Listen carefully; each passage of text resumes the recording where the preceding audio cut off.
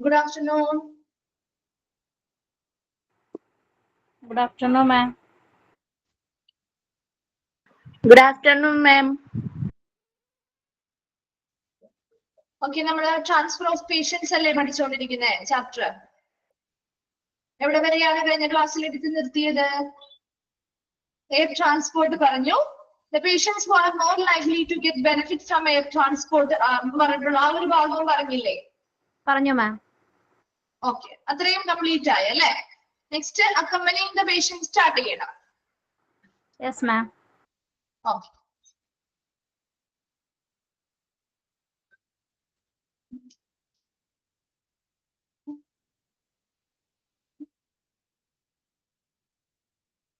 Okay, അപ്പൊ next നമ്മള് accompanying the patient ആ ഒരു ഭാഗമാണ് സ്റ്റാർട്ട് ചെയ്യാൻ പോകുന്നത് കേട്ടോ.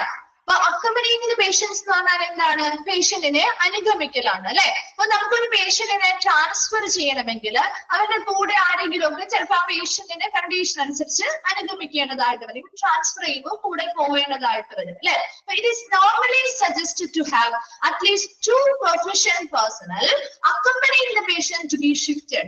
ഈ പേഷ്യന്റിനെ ഒരു സ്ഥലത്ത് നിന്ന് മറ്റൊരു സ്ഥലത്തേക്ക് ഷിഫ്റ്റ് ചെയ്യുമ്പോൾ ആ പേഷ്യന്റിനെ അക്കമ്പനി ചെയ്തുകൊണ്ട് അല്ലെങ്കിൽ അനുഗമിച്ചുകൊണ്ട് അറ്റ്ലീസ്റ്റ് 2 കഴിവുള്ള ജീവനക്കാരെങ്കിലും ഇവരെ എന്ത് ചെയ്യണം? അക്കമ്പനി ചെയ്ത് ഉണ്ടായിരിക്കണം. The care needed by each patient in the course of transfer relies on the level of patient's critical care dependency and correspondingly are divided into. ഇനി എന്താ പറയുന്നത്? ഈ പറയുന്ന ആ ഒരു പേഷ്യന്റിനെ ട്രാൻസ്ഫർ ചെയ്യുന്ന സമയത്ത്, ആ ഒരു കോഴ്സ് ഓഫ് ട്രാൻസ്ഫർ ചെയ്യുന്ന സമയത്ത് അവർക്ക് എന്തൊക്കെ പരിചരണം ആവശ്യമായിട്ട് വരുന്നുണ്ട് എന്നത് ആ പേഷ്യന്റിന്റെ നിലവിലുള്ള ക്രിട്ടിക്കൽ കെയർ കണ്ടീഷൻ അല്ലെങ്കിൽ ഡിപ്പെൻഡൻസി എത്രത്തോളം ഉണ്ട്, അവർക്ക് എങ്ങനെയുള്ള പരിചരണമാണ്, അല്ലെങ്കിൽ അവരുടെ നിലവിലുള്ള പ്രസന്റ് കണ്ടീഷൻ എങ്ങനെയാണ്, അതൊക്കെ പരിശോധിച്ചുകൊണ്ട് അതിനെ ആശ്രയിച്ചാണ് ഏത് രീതിയിലുള്ള ഒരു പരിചരണമാണ് ആ ഷിഫ്റ്റ് ചെയ്യുന്ന സമയത്ത് അല്ലെങ്കിൽ ട്രാൻസ്ഫർ ചെയ്യുന്ന സമയത്ത് ആ പേഷ്യന്റിന് വേണ്ടത്. അതിനനുസരിച്ചാണ് എങ്ങനെയുള്ള വ്യക്തികളായിരിക്കണം ഈ പേഷ്യന്റിന്റെ കൂടെ അനുഗമിക്കേണ്ടതെന്ന് തീരുമാനിക്കുക അല്ലെ. ഇപ്പൊ ഒരു പേഷ്യന്റിന് വലിയ രീതിയിലുള്ള ഇഞ്ചുറീസോ കാര്യങ്ങളോ ഒന്നുമില്ല, അവർ ഓക്കെയാണ്, സ്റ്റേബിൾ ആയിട്ടുള്ള ഒരു കണ്ടീഷൻ ആണെങ്കിൽ അപ്പൊ അവരുടെ കൂടെ ഒരു ആംബുലൻസിൽ അവരെ ട്രാൻസ്ഫർ ചെയ്ത് കൊണ്ടുപോകും. ഒരു ഡോക്ടറുടെ പ്രസൻസ് ആവശ്യമുണ്ടോ? ഡോക്ടർ അവരെ അക്കമ്പനി ചെയ്യാൻ അനുഗമിക്കേണ്ട കാര്യമുണ്ടോ? ആംബുലൻസിൽ കൂടെ പോകേണ്ട കാര്യമുണ്ടോ? ഇല്ല അല്ലെ. അപ്പൊ അവിടെ എന്താണോ ആ പേഷ്യന്റിന്റെ കണ്ടീഷൻ, അവരുടെ രോഗാവസ്ഥ, അവരുടെ കണ്ടീഷൻ എങ്ങനെയാണ്, അവർക്ക് ഏത് തരത്തിലുള്ള പരിചരണമാണ് ആ ട്രാൻസ്ഫർ ചെയ്യുന്ന സമയത്ത് ആവശ്യമായി വരുന്നത്, അപ്പൊ അങ്ങനെയുള്ള കാര്യങ്ങളൊക്കെ മനസ്സിലാക്കി അതിനനുസരിച്ചാണ് നമ്മൾ ഇവരെ എന്ത് ചെയ്യുന്നത്?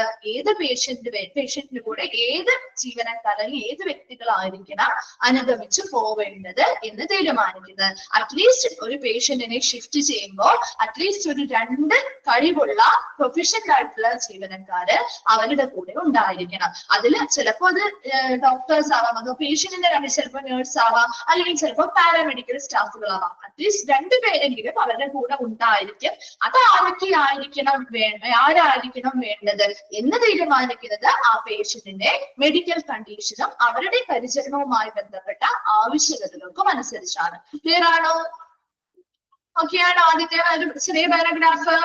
ഓക്കെ, ഇനി ഈ പറയുന്ന ലെവൽസ്, അതായത് എങ്ങനെയുള്ള പേഷ്യൻസിന്റെ കൂടെ എങ്ങനെയുള്ള ആളുകളെ ആയിരിക്കണം നമ്മൾ അനുഗമിക്കേണ്ടത്, അല്ലെങ്കിൽ ഒരു പേഷ്യന്റിനെ ട്രാൻസ്ഫർ ചെയ്യുമ്പോൾ കുറച്ച് കാര്യങ്ങൾ നമ്മൾ ശ്രദ്ധിക്കേണ്ടതായിട്ടുണ്ട്.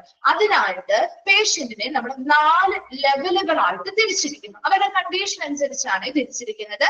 അതിൽ ഏതൊക്കെ രീതിയിലുള്ള ആളുകളായിരിക്കണം? അപ്പൊ ഇന്ന കണ്ടീഷനുള്ള വ്യക്തികൾക്കാവുമ്പോൾ അധികം വലിയ ബുദ്ധിമുട്ടൊന്നും ഇല്ലാത്ത വ്യക്തികളാണെങ്കിൽ അവർക്ക് അതിനനുസരിച്ചുള്ള ആളുകളെ വെച്ചാൽ മതി അല്ലെ, ആ ഒരു ട്രാൻസ്ഫർ ചെയ്യുന്ന സമയത്ത്. അപ്പൊ അങ്ങനെ 4 ലെവലായിട്ട് ഈ പേഷ്യന്റിനെ തിരിച്ചിരിക്കുന്നു. ഒന്നാമത് ലെവൽ 0 ലെവൽ മുതലാണ് തുടങ്ങുന്നത് കേട്ടോ. അല്ലാതെ 4 ലെവൽ എന്ന് പറയുമ്പോൾ ലെവൽ ലാസ്റ്റത്തെ ലെവൽ 4 ആണെന്ന് വിചാരിക്കരുത്. 0 മുതലാണ് തുടങ്ങുന്നത്. Level 0, level 1, level 2 and level 3. അങ്ങനെ 4 ലെവലുകളായിട്ട് ഈ പേഷ്യൻസിനെ തിരിച്ചിരിക്കുന്നു. ഓരോ ലെവലിലും പേഷ്യൻസിന് വ്യത്യസ്തതകളുണ്ട്. അതിൽ ലെവൽ 0 എന്ന് പറയുമ്പോൾ it consist of the patients who can be managed at the ward level of ward in a hospital personnel and are normally not needed to be accompanied by any specialized personnel. എന്താ ഈ level 0 എന്ന് പറയുന്ന കണ്ടീഷനുള്ള patients എന്ന് പറയുന്നത് ഇവരെ നമുക്ക് എങ്ങനെ manage ചെയ്യാം, എവിടെ മാനേജ് ചെയ്യാൻ പറ്റും എന്നാ പറയുന്നത്, വാർഡ് തലത്തിൽ അല്ലെ, വാർഡ് തലത്തിൽ നമുക്ക് കൈകാര്യം ചെയ്യാൻ പറ്റുന്ന ഒരു ഹോസ്പിറ്റലിലെ വാർഡ് തലത്തിൽ നമുക്ക് കൈകാര്യം ചെയ്യാൻ പറ്റുന്ന പേഷ്യൻസ് ആണ് ലെവൽ 0-യിൽ ഉൾപ്പെടുന്നത്. അതായത് ഇവിടെ നമുക്ക് വലിയ രീതിയിലുള്ള ക്രിട്ടിക്കൽ കെയറോ കാര്യങ്ങളോ ഒന്നും ആവശ്യമായി വരുന്നില്ല. നോർമൽ ആയിട്ടുള്ള ഒരു വാർഡിൽ കൊടുക്കുന്ന പരിചരണങ്ങൾ എന്താണോ അത് മാത്രം നമുക്ക് ഇവർക്ക് കൊടുത്താൽ മതിയാകും. അതുപോലെ തന്നെ സ്റ്റേബിൾ ആയിട്ടുള്ള കണ്ടീഷൻസ് ആയിരിക്കും ഇവർക്ക് നിലനിൽക്കുന്നത്. അപ്പൊ അതുകൊണ്ട് തന്നെ നമുക്ക് ആ ഒരു അവരെ നമ്മൾ അക്കോമ്പനി ചെയ്ത് പോവാൻ വേണ്ടിയിട്ട് അവർക്ക് എന്താ ഒരു സ്പെഷ്യലൈസ്ഡ് ആയിട്ടുള്ള ഡോക്ടേഴ്സോ മറ്റ് രജിസ്റ്റേർഡ് ആയിട്ടുള്ള നേഴ്സോ കാര്യങ്ങളോ ഒന്നും അങ്ങനെ സ്പെഷ്യലൈസ്ഡ് ആയിട്ടുള്ള ഒരു ജീവനക്കാരെ എന്തിനു വേണ്ട ഇവരെ അക്കോമ്പനി ചെയ്യുമ്പോൾ ആവശ്യമായി വരുന്നില്ല. അപ്പൊ ലെവൽ 0 എന്ന് പറയുമ്പോൾ നിങ്ങൾ ആലോചിക്കേണ്ടത് ഇവരെ ഒരു വാർഡ് തലത്തിൽ ഒരു ഹോസ്പിറ്റലിലെ വാർഡ് തലത്തിൽ വാർഡിൽ കിടത്തുന്ന പേഷ്യൻസിന്റെ കണ്ടീഷൻ ആയിരിക്കോ ഒരു റൂമിൽ അല്ലെങ്കിൽ മറ്റൊരു ICUവിൽ കിടത്തുന്ന പേഷ്യൻസിന്റെ കണ്ടീഷൻ അല്ല, വ്യത്യസ്തമല്ലേ അല്ലെ. വാർഡിൽ നമുക്ക് മാനേജ് ചെയ്യാൻ പറ്റുന്ന പേഷ്യൻസിനെയാണ് നമ്മൾ വാർഡിൽ എന്ത് ചെയ്യുക ഇൻക്ലൂഡഡ് ആക്കുക. അപ്പൊ വാർഡില് ഒരു ഹോസ്പിറ്റലിലെ വാർഡ് തലത്തിൽ നമുക്ക് മാനേജ് ചെയ്യാൻ പറ്റുന്ന അല്ലെങ്കിൽ കൈകാര്യം ചെയ്യാൻ പറ്റുന്ന രോഗികളാണ് ലെവൽ 0-യിൽ വരിക. അതിൽ എന്തൊക്കെയാണ് അവർക്ക് പ്രത്യേകമായിട്ടുള്ള സ്പെഷ്യൽ ക്രിട്ടിക്കൽ കെയറോ കാര്യങ്ങളോ ആവശ്യമായി വരുന്നില്ല. ഒരു നോർമൽ വാർഡിൽ എന്ത് പരിചരണമാണ് കൊടുക്കുന്നത് അതേ രീതിയിലുള്ള പരിചരണം അവർക്ക് മതിയാവും. ഒരു സ്റ്റേബിൾ ആയിട്ടുള്ള ഒരു കണ്ടീഷൻ ആയിരിക്കും അവർക്ക് നിലനിൽക്കുക. അപ്പൊ അങ്ങനെയുള്ള കണ്ടീഷൻസ് കാര്യങ്ങൾ ഉള്ളത് കൊണ്ട് തന്നെ അവർക്ക് അധികം മതിയായ രീതിയിലുള്ള ക്രിട്ടിക്കൽ കെയറോ കാര്യങ്ങളോ ആവശ്യമില്ലാത്തത് കൊണ്ട് തന്നെ സ്പെഷ്യലൈസ്ഡ് ആയിട്ടുള്ള ജീവനക്കാരൊന്നും അവരെ ആ ഒരു ട്രാൻസ്ഫർ ചെയ്യുന്ന സമയത്ത് അനുഗമിക്കേണ്ടതായിട്ടുള്ള കാര്യമില്ല. മനസ്സിലായോ? ലെവൽ 0 ക്ലിയർ ആണോ? ഓക്കെ. രണ്ടാമത്തത് ലെവൽ 1. ലെവൽ 1-ൽ വരുന്നത് ചോദിക്കാവുന്ന ഭാഗമാണ് കേട്ടോ, ഇമ്പോർട്ടന്റ് ആണ്. ലെവൽ 0 ലെവൽ 1 ആണോ ലെവൽ 2 ആണോ ഈ പറയുന്ന പേഷ്യൻസിന്റെ കണ്ടീഷൻ ഉള്ള പേഷ്യൻസ് ഏത് ലെവലിൽ വരും എന്ന രീതിയിൽ ചോദിക്കാവുന്ന ഒരു ഭാഗമാണ് കേട്ടോ. ലെവൽ 1 എന്ന് പറയുന്നത് it consist of those patients who are in deteriorating condition in the course of the transfer but can be managed in an acute ward setting by the support of the critical care team. അപ്പൊ ഈ critical care ടീമിന്റെ സപ്പോർട്ടോടുകൂടി അവരുടെ സഹകരണത്തോടുകൂടി ഒരു പെട്ടെന്നുണ്ടാക്കിയ ഒരു ward സെറ്റിംഗിൽ വെച്ച് നമുക്ക് manage ചെയ്യാൻ പറ്റണം. അതായത് ഇപ്പൊ ഒരു വാർഡ് എന്ന് പറയുമ്പോൾ ആ ഒരു വാർഡിലല്ല നമ്മളൊരു ട്രാൻസ്ഫർ നോർമൽ ആയിട്ട് അതായത് വലിയ കുഴപ്പങ്ങളൊന്നും ഇല്ലാത്ത ചിലപ്പോ പേഷ്യൻസ് ആകാം. ചിലപ്പോ ഇവരുടെ കണ്ടീഷൻ അത്ര സ്റ്റേബിൾ അല്ലാത്തത് കൊണ്ട് തന്നെ അപ്പോൾ ആ ഒരു ട്രാൻസ്ഫർ ചെയ്യുന്ന സമയത്ത് ഇവരുടെ ആ ഒരു പേഷ്യന്റിന്റെ കണ്ടീഷൻ എന്താവാൻ സാധ്യതയുണ്ട്, ഡിറ്ററേറ്റിംഗ് അല്ലെങ്കിൽ വഷളാവാനായിട്ടുള്ള ഒരു സാധ്യതയുണ്ട്. അങ്ങനെ വഷളാവാൻ സാധ്യതയുള്ള ഒരു പേഷ്യന്റ് ആയതുകൊണ്ട് തന്നെ അവർക്ക് അങ്ങനെ ഒരു കണ്ടീഷൻ അവരുടെ കുറച്ചൊന്ന് വഷളാവുന്ന ഒരു കണ്ടീഷനിലേക്ക് എത്തുകയാണ് എന്നുണ്ടെങ്കിൽ നമുക്ക് അവിടെ പെട്ടെന്ന് ആ ഒരു ക്രിട്ടിക്കൽ കെയർ ടീമിന്റെ സപ്പോർട്ട് ഉള്ളത് കൊണ്ട് തന്നെ ആ ക്രിട്ടിക്കൽ കെയർ ടീമിന്റെ സപ്പോർട്ടോടുകൂടി ഒരു അക്യൂട്ട് ആയിട്ടുള്ള ഒരു പെട്ടെന്ന് ഉണ്ടാക്കിയ ഒരു വാർഡ് സെറ്റിംഗിൽ വെച്ച് അവർക്ക് ആവശ്യമായ കെയർ ഒക്കെ കൊടുത്ത് അവരെ നോർമലിലേക്ക് അല്ലെങ്കിൽ സ്റ്റേബിൾ ആക്കി കൊണ്ടുവരാൻ നമുക്ക് സാധിക്കണം. ലെവൽ 1 എന്ന് പറയുമ്പോൾ ലെവൽ 0 നമ്മുടെ തീരെ നമുക്ക് എന്താണ് വലിയ യാതൊരു വിധ ക്രിട്ടിക്കൽ കെയർ ആവശ്യകതകളോ ഇല്ലാത്തൊരു പേഷ്യൻസ് ആയിരുന്നു, അവർ സ്റ്റേബിൾ ആയിട്ടുള്ള പേഷ്യൻസ് ആയിരുന്നു. എന്നാൽ ലെവൽ 1 വരുമ്പോൾ അവർ അത്ര സ്റ്റേബിൾ ആയിട്ടുള്ള പേഷ്യൻസ് അല്ല. അതുകൊണ്ട് തന്നെ ഏത് നിമിഷവും അവരുടെ കണ്ടീഷൻ എന്ത് ചെയ്യാം, വേഴ്സണിങ് ചെയ്യാം അല്ലെ, വഷളാവാൻ സാധ്യതയുണ്ട്. അപ്പൊ ആ ഒരു ട്രാൻസ്പോർട്ട് ചെയ്യുന്ന അല്ലെങ്കിൽ ട്രാൻസ്ഫർ ചെയ്യുന്ന സമയത്ത് അവരുടെ കണ്ടീഷൻ വഷളാവാൻ സാധ്യതയുള്ള പേഷ്യൻസ് ആയതുകൊണ്ട് തന്നെ അതൊരു ക്രിട്ടിക്കൽ കെയർ ടീമിന്റെ സപ്പോർട്ട് അവരെ ട്രാൻസ്ഫർ ചെയ്യുന്ന സമയത്ത് ആവശ്യമാണ് അല്ലെ. അപ്പൊ അവിടെ ഒരു വാർഡ് സെറ്റിംഗ് പെട്ടെന്നൊരു വാർഡ് സെറ്റ് ചെയ്തുകൊണ്ട് ആ വാർഡിൽ നമ്മൾ പരിചരണം എങ്ങനെയാണോ കൊടുക്കുന്നത് അതേ രീതിയിലുള്ള ഒരു പരിചരണം ആ ഒരു ആംബുലൻസിലാണ് എന്തിനാണ് അവർ ട്രാൻസ്ഫർ ചെയ്യുന്നത് അവിടെ സെറ്റ് ചെയ്ത് കൊടുത്ത് ഈ ഒരു ക്രിട്ടിക്കൽ കെയർ ടീമിന്റെ സഹായവും കൂടി ഉണ്ടെങ്കിൽ അവരെ നമുക്ക് സ്റ്റേബിൾ ആക്കി നിർത്താനായിട്ട് സാധിക്കും. അതുകൊണ്ട് തന്നെ this usually should be accompanied by a paramedic or a trained nurse. ഓരോന്നാണ് കേട്ടോ അവിടെ എങ്ങനെ കിടക്കുന്നത്, നിങ്ങളുടെ ഓരോന്നാണോ കിടക്കുന്നത്, paramedic or a trained nurse എന്നാക്കാം കേട്ടോ, ഓരാക്കാട്ടോ അവിടെ.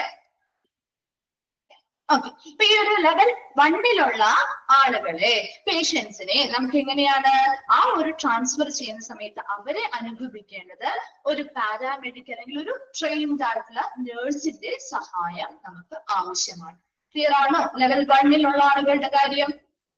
ലെവൽ 0യും ലെവൽ 1ഉം ഒക്കെ അല്ലേ? ഓക്കെ, അടുത്തത് ലെവൽ 2. ലെവൽ 2ൽ വരുമ്പോ ഇറ്റ് കൺസിസ്റ്റ് ഓഫ് പേഷ്യൻസ്. ഒന്നും കൂടി പറയണോ? ഏതാണ്? ലെവൽ 1 ആണോ പറയേണ്ടത്? ലെവൽ 1 ആണോ പറയേണ്ടത് ആസിയ? ഓക്കെ, ലെവൽ 1 എന്ന് പറഞ്ഞാല് വിത്ത് പേഷ്യൻസ്. നമ്മൾ ലെവൽ 0 എന്താ പറഞ്ഞേ? അവിടെ യാതൊരുവിധ എന്താണ് ഒരു ക്രിട്ടിക്കൽ കെയറോ ആവശ്യമില്ലാത്ത സ്റ്റേബിൾ ആയിട്ടുള്ള ആളുകളാണ്. വാർഡ് സെറ്റിംഗിൽ തന്നെ നമുക്ക് ആവശ്യമായ പരിചരണം കൊടുത്ത് സ്റ്റേബിൾ ആക്കി നിർത്താൻ പറ്റുന്ന ആളുകളായതുകൊണ്ട് അവിടെ അങ്ങനെ ഒരു സ്പെഷ്യലൈസ്ഡ് ആയിട്ടുള്ള സപ്പോർട്ടിംഗ് ടീമിന്റെ ഒന്നും ആവശ്യമില്ല ഇവർ ട്രാൻസ്ഫർ ചെയ്യാൻ വേണ്ടിയിട്ട്. എന്നാൽ ലെവൽ 1ലേക്ക് വരുമ്പോൾ ഇവർ അത്രയും നല്ല രീതിയിൽ സ്റ്റേബിൾ ആയിട്ടുള്ള ആളുകളല്ല. ആ സ്റ്റേബിൾ ആയിട്ടുള്ള ആളുകളല്ലാത്തത് കൊണ്ട് തന്നെ നമുക്ക് ചിലപ്പോൾ ഇവരെ ആ ട്രാൻസ്ഫർ ചെയ്ത് കൊണ്ടുപോകുന്ന സമയത്ത് ചിലപ്പോൾ ഇവരുടെ കണ്ടീഷൻ എന്ത് ചെയ്യാം? വഷളാവാൻ സാധ്യതയുണ്ട്. അങ്ങനെ വഷളാവുകയാണെങ്കിൽ അവിടെ ഉടനെ ഇവരെ സ്റ്റേബിൾ ആക്കണമെങ്കിൽ നമ്മളൊരു പെട്ടെന്നൊരു വാർഡ് സെറ്റ് ചെയ്യുന്ന ഒരു ഇതിലാണ് നമ്മൾ ട്രാൻസ്ഫർ ചെയ്ത് കൊണ്ടുപോകുന്നത്. ഇപ്പൊ ഒരു ആംബുലൻസിലാണ് ട്രാൻസ്ഫർ ചെയ്ത് കൊണ്ടുപോകുന്നെങ്കിൽ ആംബുലൻസിനുള്ളിലുള്ള ഒരു വാർഡ് സെറ്റ് ചെയ്ത് ഈ പറയുന്ന ഒരു ക്രിട്ടിക്കൽ കെയർ ടീമിന്റെ സപ്പോർട്ടോട് കൂടി അവർക്ക് ആവശ്യമായ പരിചരണം കൊടുക്കുകയാണെങ്കിൽ മാത്രമേ നമുക്ക് അങ്ങനെ ഒരു കണ്ടീഷൻ വരുമ്പോൾ തിരിച്ച് നോർമൽ സ്റ്റേബിൾ ആയിട്ടുള്ള കണ്ടീഷനിലേക്ക് തിരിച്ചു കൊണ്ടുവരാൻ പറ്റുകയുള്ളൂ. അവർ ട്രാൻസ്ഫർ ചെയ്യുന്ന സമയത്ത് ചിലപ്പോൾ ഇവർക്ക് ഇങ്ങനെ ഉണ്ടാവാൻ സാധ്യതയുണ്ട്. അത് മുൻകൂട്ടി കണ്ടുകൊണ്ട് ഒരു പാരാമെഡിക്കൽ ഒരു പ്രൊഫഷണൽ ആയിട്ടുള്ള ഒരു ട്രെയിൻഡ് ആയിട്ടുള്ള ഒരു നേഴ്സിന്റെ സഹായത്തോടു കൂടി അവരെയും കൂടി ഇവരുടെ ട്രാൻസ്ഫറിന്റെ കൂടെ അനുഗമിച്ചായിരിക്കണം ആ പേഷ്യന്റിനെ ഒരു സ്ഥലത്ത് നിന്നും മറ്റൊരു സ്ഥലത്തേക്ക് ഷിഫ്റ്റ് ചെയ്യാനായിട്ട്. ക്ലിയർ ആയോ? ലെവൽ 1.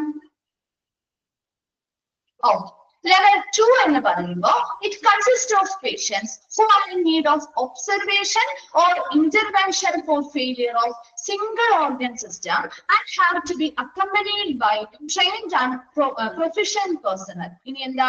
ലെവൽ 2ലേക്ക് വരുമ്പോ ഇത് എങ്ങനെയുള്ള പേഷ്യൻസ് ആണ് നോക്കിയേ? The patients that need of observation, എന്തെങ്കിലും ഒബ്സർവേഷൻസ് അല്ലെങ്കിൽ നിരീക്ഷണം ആവശ്യമായിട്ട് വരുന്നത്, അല്ലെങ്കിൽ അവരുടെ എന്തെങ്കിലും ഇടപെടൽ ഇന്റർവെൻഷൻസ് അല്ലെങ്കിൽ ഇടപെടൽ ആവശ്യമായി വരുന്നവര് four failure of single organ system. ഒരു സിംഗിൾ ആയിട്ട് ഒരൊറ്റ ഓർഗൻ സിസ്റ്റത്തില് അല്ലെങ്കിൽ ഒരു അവയവ സംവിധാനത്തില് പരാജയം സംഭവിച്ചിട്ടുള്ളവര്, ഇപ്പൊ കിഡ്നി ഫെയിലിയർ ആണവരോ ഹാർട്ടുമായി ബന്ധപ്പെട്ട പ്രോബ്ലംസ് ഫേസ് ചെയ്യുന്നവരോ, അങ്ങനെ ഏതെങ്കിലും ഒരു ഓർഗനുമായി ബന്ധപ്പെട്ട് ഒരു അവയവവുമായി ബന്ധപ്പെട്ട് അവയവ സംവിധാനവുമായി ബന്ധപ്പെട്ടുള്ള പരാജയം നേരിടുന്ന പേഷ്യൻസിന് എന്തെങ്കിലും അതുമായി ബന്ധപ്പെട്ട് എന്തെങ്കിലും ഇടപെടലുകൾ നടത്തേണ്ടതായിട്ടുണ്ടെങ്കിലോ അല്ലെങ്കിൽ ഒബ്സർവേഷൻ നിരീക്ഷണങ്ങൾ ആവശ്യമായി വരുന്ന പേഷ്യൻസിനൊക്കെയാണ് നമ്മൾ ലെവൽ 2ൽ ഉൾപ്പെടുത്തിയിരിക്കുന്നത്. മനസ്സിലായോ? ലെവൽ 2ലൊക്കെ എങ്ങനെയാണ്? Need of observation. എങ്ങനെയുള്ള പേഷ്യൻസ് ആണ്? അവർക്ക് അവരുടെ ഒരു സിംഗിൾ ഓർഗൻ ഏതെങ്കിലും ഒരു അവയവത്തിന്റെ അവയവ സംവിധാനം പരാജയപ്പെട്ടിരിക്കുന്നു. അങ്ങനെയുള്ള പേഷ്യൻസിന് കൃത്യമായ നിരീക്ഷണങ്ങളും ഇടപെടലുകളും നടത്തേണ്ടതായിട്ട് വരും. അങ്ങനെയുള്ള പേഷ്യൻസിനെ ട്രാൻസ്ഫർ ചെയ്യുന്നതുമായി ബന്ധപ്പെട്ടതാണ് ലെവൽ 2 എന്ന് പറയുന്നത്. ക്ലിയർ ആണോ? ഇനി ഇങ്ങനെയുള്ള പേഷ്യൻസിനാവുമ്പോൾ സ്വാഭാവികമായിട്ടും അവർക്ക് നിരീക്ഷണങ്ങൾ നടത്താനും പലതരത്തിലുള്ള ട്രീറ്റ്മെന്റും അല്ലെങ്കിൽ ഇടപെടലും നടത്തണമെങ്കിലും അവർക്ക് അക്കമ്പനി ചെയ്യാൻ വേണ്ടിയിട്ട് എങ്ങനെയുള്ള ജീവനക്കാരായിരിക്കണം അവരുടെ കൂടെ പോവേണ്ടത്? ട്രെയിൻഡ് ആയിട്ടുള്ള നല്ല പരിശീലനം ലഭിച്ച നല്ല കഴിവുള്ള ജീവനക്കാര് ഇവരുടെ കൂടെ ആ ഒരു പേഷ്യന്റിനെ ട്രാൻസ്ഫർ ചെയ്യുന്ന സമയത്ത് ഉണ്ടായിരിക്കണം. ക്ലിയർ ആണോ? ലെവൽ 2 മനസ്സിലായോ? ഓ, ഹാർട്ട് പേഷ്യൻസ് ഒക്കെ വരാം ട്ടാ. ഒരു അവയവ സംവിധാനമാണ് അവിടെ പരാജയപ്പെട്ടിരിക്കുന്നത്, ഒരെണ്ണം. അപ്പൊ അത് കിഡ്നി ഫെയിലിയർ ആവാം, അല്ലെങ്കിൽ ഹാർട്ടുമായി ബന്ധപ്പെട്ടതാവാം, അങ്ങനെ എന്തും ആവാം ട്ടാ. Okay, next level 3.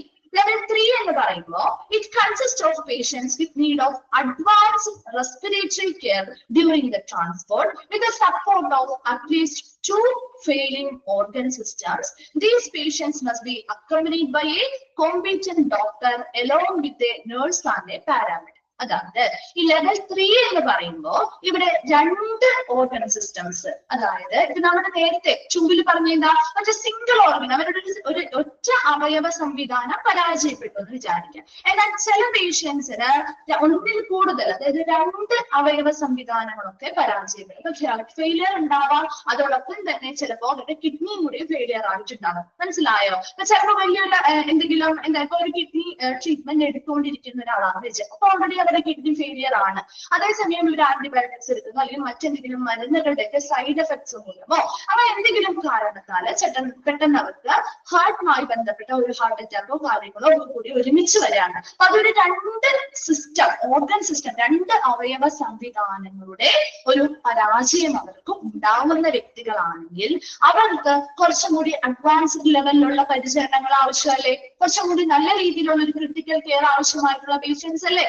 ആണോ? അവരുടെ കണ്ടീഷൻ കുറച്ചും കൂടി സീരിയസ് ആയിട്ടുള്ള കണ്ടീഷൻ ഉള്ളവരല്ലേ? അപ്പൊ അവർക്ക് അഡ്വാൻസ്ഡ് ആയിട്ടുള്ള നല്ല അഡ്വാൻസ്ഡ് രീതിയിലുള്ള റെസ്പിറേറ്ററി കെയർ മുതലായ കാര്യങ്ങള് കൊടുക്കുന്നതിന് വേണ്ടിയിട്ട് സപ്പോർട്ട് ചെയ്യുന്ന ഒരു ട്രാൻസ്പോർട്ട് സംവിധാനമായിരിക്കണം ഇവിടെ നമ്മൾ ലെവൽ 3 കൊടുക്കേണ്ടത്. അപ്പൊ അതിന് വേണ്ടിയിട്ട് ഇങ്ങനെയുള്ള പേഷ്യൻസിനെ അക്കമ്പനി ചെയ്യേണ്ടത് അല്ലെങ്കിൽ അനുഗമിക്കേണ്ടത് ഒരു കോമ്പീറ്റന്റ് ആയിട്ടുള്ള നല്ലൊരു കഴിവുള്ള ഡോക്ടർ ഉണ്ടായിരിക്കും. കാരണം ഇങ്ങനെ വളരെ ക്രിട്ടിക്കൽ കെയർ കൊടുക്കേണ്ട പേഷ്യൻസ് ആയതുകൊണ്ട് തന്നെ എന്ത് സംഭവിച്ചാലും അവർക്ക് അതിനുള്ള ആ ഒരു ട്രാൻസ്ഫർ ചെയ്യുന്ന സമയത്ത് എന്തെങ്കിലും ആവശ്യകതകൾ വന്നാലും ഉടനെ അതിനുള്ള ട്രീറ്റ്മെന്റ് കൊടുക്കാനും പരിചരണങ്ങൾ കൊടുക്കാനും ആവശ്യമായ കഴിവുള്ള ഡോക്ടേഴ്സ് ഇതിന്റെ കൂടെ ഉണ്ടായിരിക്കണം. എലോങ് വിത്ത് നേഴ്സ് ആണ് പാരാമെഡിക്. ഒരു നേഴ്സും പാരാമെഡിക്കും ഉണ്ടായിരിക്കും, അതോടൊപ്പം തന്നെ ഒരു കഴിവുള്ള ഡോക്ടർ കൂടി ഇതിന്റെ കൂടെ ഉണ്ടായിരിക്കണം. ക്ലിയറായോ?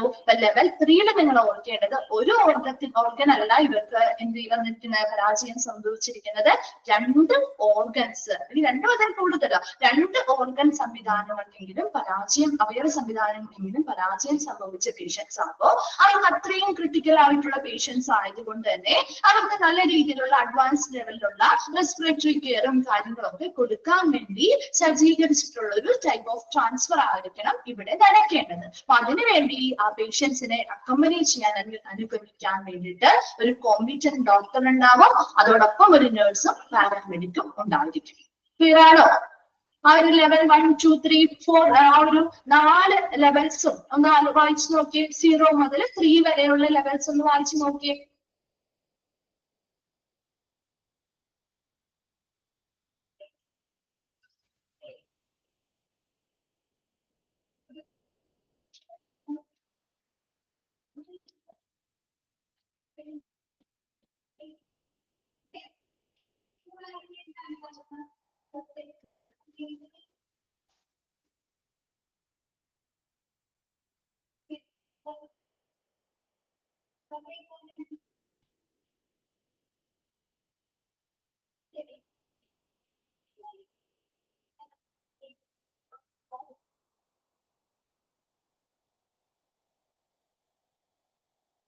ഡിറ്റീരിയറേഷൻ എന്ന് പറഞ്ഞു കഴിഞ്ഞാല് ദുർബലമാവുക അല്ലെങ്കിൽ വഷളാവുക എന്നുള്ളതാണ് കേട്ടോ.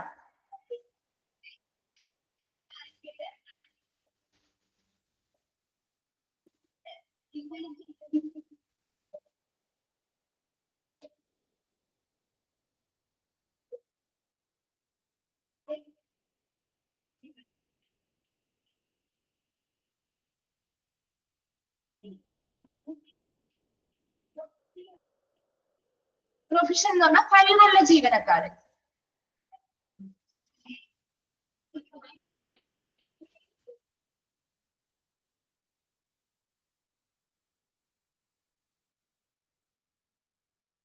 എന്താ പറയാ, പ്രാവീണ്യം നേടിയാന്നൊക്കെ നമ്മൾ പറയില്ലേ, നല്ല പ്രാവീണ്യം നേടിയ നല്ല കഴിവുള്ള ജീവനക്കാരായിരിക്കണം ഉണ്ടാവേണ്ടത്.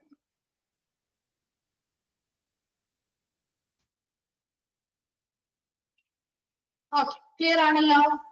നെക്സ്റ്റ് നോക്കി, ഇമ്പോർട്ടന്റ് ഭാഗമാണ് കേട്ടോ, നോട്ട് ചെയ്ത് വെക്കണേ. ആ 4 ലെവൽസും ഒന്ന് നോട്ട് ചെയ്യുക. 0 മുതൽ 3 വരെയാണെന്നൊന്ന് ഓർത്ത് വെക്കുക കേട്ടോ, അല്ലാതെ ലെവൽ 4 അല്ല എന്നുള്ളത് ഓർത്ത് വെക്കുക. സ്റ്റാർട്ട് ചെയ്യുന്നത് 0 ആണെന്ന് ഓർത്താൽ മതി, അപ്പൊ പിന്നെ മാറില്ല കേട്ടോ. Then the accompanying person should be aptly trained competent and experienced and preferably should have done training in patient transfer and should have enough training in advanced cardiac life support, airway management and critical care. അപ്പൊ ഇവരെ അനുഗമിക്കുന്ന ജീവനക്കാർ അല്ലെങ്കിൽ ആ വ്യക്തികൾ എന്ന് പറയുന്നത് അവർ ഉചിതമായിട്ടുള്ള പരിശീലനങ്ങൾ ലഭിച്ചവരാണെങ്കിലും അല്ലെ, നല്ല കഴിവുള്ള അതിനനുസരിച്ചുള്ള അനുഭവ പരിചയമുള്ള ആളുകളായിരിക്കണം ഈ പറയുന്ന പേഷ്യൻസിനെ ട്രാൻസ്ഫർ ചെയ്യുമ്പോൾ അവരെ അക്കമ്പനി ചെയ്യേണ്ടത് അല്ലെങ്കിൽ അനുഗമിക്കേണ്ടത്. And preferably should have done training in patient transfer. പേഷ്യൻസിനെ ട്രാൻസ്ഫർ ചെയ്യുന്നതുമായി ബന്ധപ്പെട്ട പ്രത്യേക പരിശീലനങ്ങൾ ലഭിച്ചവരായിരിക്കണം. അതുപോലെ ഇനഫ് ട്രെയിനിങ് ഇൻ അഡ്വാൻസ്ഡ് അല്ല ഉയർന്ന നിലവാരത്തിലുള്ള കാർഡിയാക് ലൈഫ് സപ്പോർട്ടുകൾ കൊടുക്കാൻ, എയർവേ മാനേജ്മെന്റ് ചെയ്യാനായിട്ട്, അതുപോലെ ക്രിട്ടിക്കൽ കെയറുകളൊക്കെ കൊടുക്കാനായിട്ട് സ്പെഷ്യൽ ആയിട്ടുള്ള ട്രെയിനിങ്ങൾ ലഭിച്ചവരും കൂടിയായിരിക്കണം ഈ ട്രാൻസ്ഫർ ഓഫ് പേഷ്യൻസിനെ ട്രാൻസ്ഫർ ചെയ്യുന്ന സമയത്ത് അവരെ അക്കമ്പനി ചെയ്യാനായിട്ട്. അപ്പൊ എന്തൊരു സിറ്റുവേഷൻ വന്നാലും അത് ഹാൻഡിൽ ചെയ്യാനായിട്ടുള്ള എല്ലാ പരിശീലനങ്ങളും ഇവർക്ക് ലഭ്യമായിരിക്കണം. ഒരു ബ്രീത്തിങ് ഡിഫിക്കൽറ്റി വന്നു അവരുടെ എയർവേ പ്രോപ്പർ ആയിട്ട് മെയിൻറ്റെയിൻ ചെയ്ത് മാനേജ് ചെയ്ത് കൊണ്ടുപോകാൻ, അല്ലെങ്കിൽ ഒരു ഹാർട്ട് റിലേറ്റഡ് ആയിട്ടുള്ള എന്തെങ്കിലും ബുദ്ധിമുട്ട് കാർഡിയാക് അറസ്റ്റോ കാര്യങ്ങളോ പോകുന്ന വഴി വന്നാൽ അതിനനുസരിച്ചുള്ള ഒരു ലൈഫ് സപ്പോർട്ട് കൊടുക്കാനായിട്ട്, അല്ലെങ്കിൽ എന്തെങ്കിലും ഒരു ക്രിട്ടിക്കൽ കെയറുകൾ ആവശ്യമായി വന്നാൽ അതിനനുസരിച്ചുള്ള കെയർ കൊടുക്കാൻ ആവശ്യമായ അങ്ങനെയുള്ള എല്ലാ തരത്തിലുമുള്ള സ്പെഷ്യലൈസ്ഡ് പരിശീലനങ്ങളും അനുഭവ പരിചയവും മുതലായ കഴിവും ഒക്കെ ആർക്കുണ്ടായിരിക്കണം ഈ അനുഗമിക്കുന്ന ആ വ്യക്തികൾക്ക് അല്ലെങ്കിൽ ആ പേഴ്സൺസിന് ഉണ്ടായിരിക്കണം. If the physician is not available to shift unstable patients, ഇപ്പൊ നല്ല അൺസ്റ്റേബിൾ അല്ലാത്ത അൺസ്റ്റേബിൾ ആയിട്ടുള്ള പേഷ്യൻസ് ആണ്, അവരുടെ എല്ലാ കാര്യങ്ങളിലും ഒരു സ്റ്റെബിലിറ്റി അല്ലെങ്കിൽ സ്ഥിരത കിട്ടാത്ത പേഷ്യൻസ് ഉണ്ടാവും അല്ലെ. അപ്പൊ അങ്ങനെയുള്ള പേഷ്യൻസിനെ കൊണ്ടുപോകുന്ന സമയത്ത് ഒരു ഫിസിഷ്യൻ ലഭ്യമല്ല എന്ന് വിചാരിക്കുക. ഇപ്പൊ ലാസ്റ്റ് നമ്മൾ ലെവൽ 3 ഒക്കെ പറഞ്ഞ പേഷ്യൻസിനെ വളരെ ക്രിട്ടിക്കൽ ആയിട്ടുള്ള പേഷ്യൻസ് ആണ്. അപ്പൊ അവരെ കൊണ്ടുപോകണമെങ്കിൽ ഒരു ഡോക്ടറുടെ പ്രസൻസ് അത്യാവശ്യമാണ്. അപ്പൊ അവരെ കൊണ്ടുപോകുന്ന സമയത്ത് കൊണ്ടുപോകാൻ വേണ്ടിയിട്ട് ഒരു ഫിസിഷ്യൻ അല്ലെങ്കിൽ ഒരു ഡോക്ടറെ ലഭ്യമായിട്ടില്ല എന്ന് വിചാരിക്കുക. അങ്ങനെ ലഭ്യമായിട്ടില്ലെങ്കിൽ then the provision of contacting the physician concerned by the transport team എന്നാണ് കേട്ടോ. അത് transport team should certainly be ready for service. ആ ഒരു ട്രാൻസ്പോർട്ട് ടീമുമായിട്ട് ബന്ധപ്പെട്ട് കോണ്ടാക്ട് ചെയ്ത് ഒരു ഫിസിഷ്യനെ ഉടനെ എന്ത് ചെയ്യുക, ഒരു സർവീസിന് വേണ്ടി റെഡിയാക്കേണ്ടതും വളരെ അത്യാവശ്യമാണ്. ഒരു ഇവിടെ അക്കമ്പനി ചെയ്യാനായിട്ടുള്ള ആളുകൾ എന്ന് പറയുന്നത് എങ്ങനെയുള്ളവരായിരിക്കണം? നല്ല പരിശീലനങ്ങളും കഴിവും അതുപോലെ അനുഭവ പരിചയവും ഒക്കെയുള്ള വ്യക്തികളായിരിക്കണം. ഇനി അങ്ങനെയുള്ള വ്യക്തികള് അത് മാത്രമല്ല നല്ല രീതിയിൽ ഇങ്ങനെയുള്ള കാര്യങ്ങൾ ഏതൊക്കെ കാർഡിയാക് ലൈഫ് സപ്പോർട്ട് കൊടുക്കാനായിട്ട്, എയർവേ മാനേജ്മെന്റ് ചെയ്യാനായിട്ട്, ക്രിട്ടിക്കൽ കെയർ കൊടുക്കാനായിട്ടുള്ള എക്സ്ട്രാ ട്രെയിനിങ് അല്ലെങ്കിൽ പരിശീലനങ്ങളും അവർക്ക് ലഭ്യമായിരിക്കണം. ഇനി ഒരു ഫിസിഷ്യൻ നമുക്ക് ഇങ്ങനെയുള്ള ഒരു സ്റ്റേബിൾ അല്ലാത്ത അല്ലെങ്കിൽ വളരെ ക്രിട്ടിക്കൽ കെയർ ആവശ്യമായിട്ടുള്ള ഒരു വളരെ സീരിയസ് ആയിട്ടുള്ള ഒരു പേഷ്യന്റിനെ കൊണ്ടുപോകുമ്പോൾ ഒരു ഫിസിഷ്യൻ അതിൽ അത്യാവശ്യമാണ്. ആ ഫിസിഷ്യനെ നമുക്ക് ചിലപ്പോൾ അവൈലബിൾ അല്ല എങ്കിൽ ഉടനെ ആ ഒരു ട്രാൻസ്പോർട്ട് ടീമുമായിട്ട് കോണ്ടാക്ട് ചെയ്ത് ഒരു ഫിസിഷ്യനെ അവിടെ ആ ഒരു സർവീസിന് വേണ്ടി റെഡിയാക്കേണ്ടതും വളരെ ഇമ്പോർട്ടന്റ് ആണ്. കിട്ടിയോ? ക്ലിയർ ആണോ ആ ഒരു പാരഗ്രാഫ്?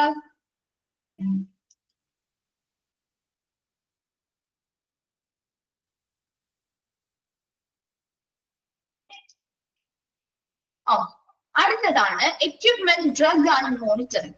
എക്യുപ്മെന്റ്സും എന്തൊക്കെ എക്യുപ്മെന്റ്സ്, ഡ്രഗ്സ്, മോണിറ്ററിംഗ്, നിരീക്ഷണവുമായി ബന്ധപ്പെട്ട കുറച്ച് കാര്യങ്ങളാണ് പറയാനുള്ളത്. അതിൽ ഒന്നാമത് A proper inspection with the provision of all life-saving drugs is compulsory for transfer of all patients with level 1, 2 and 3 critical care needs.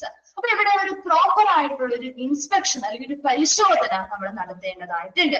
ആ provision of all life saving drugs, ജീവൻ രക്ഷാ മരുന്നുകളുടെ എന്താണ് പ്രൊവൈഡ് ചെയ്യുക. അപ്പൊ അവർ പേഷ്യൻസിനെ ട്രാൻസ്പോർട്ട് ചെയ്യുന്ന സമയത്ത് എല്ലാ രീതിയിലുമുള്ള പരിശോധനകൾ കൃത്യമായിട്ട് വളരെ ശരിയായ രീതിയിൽ നടത്തണം.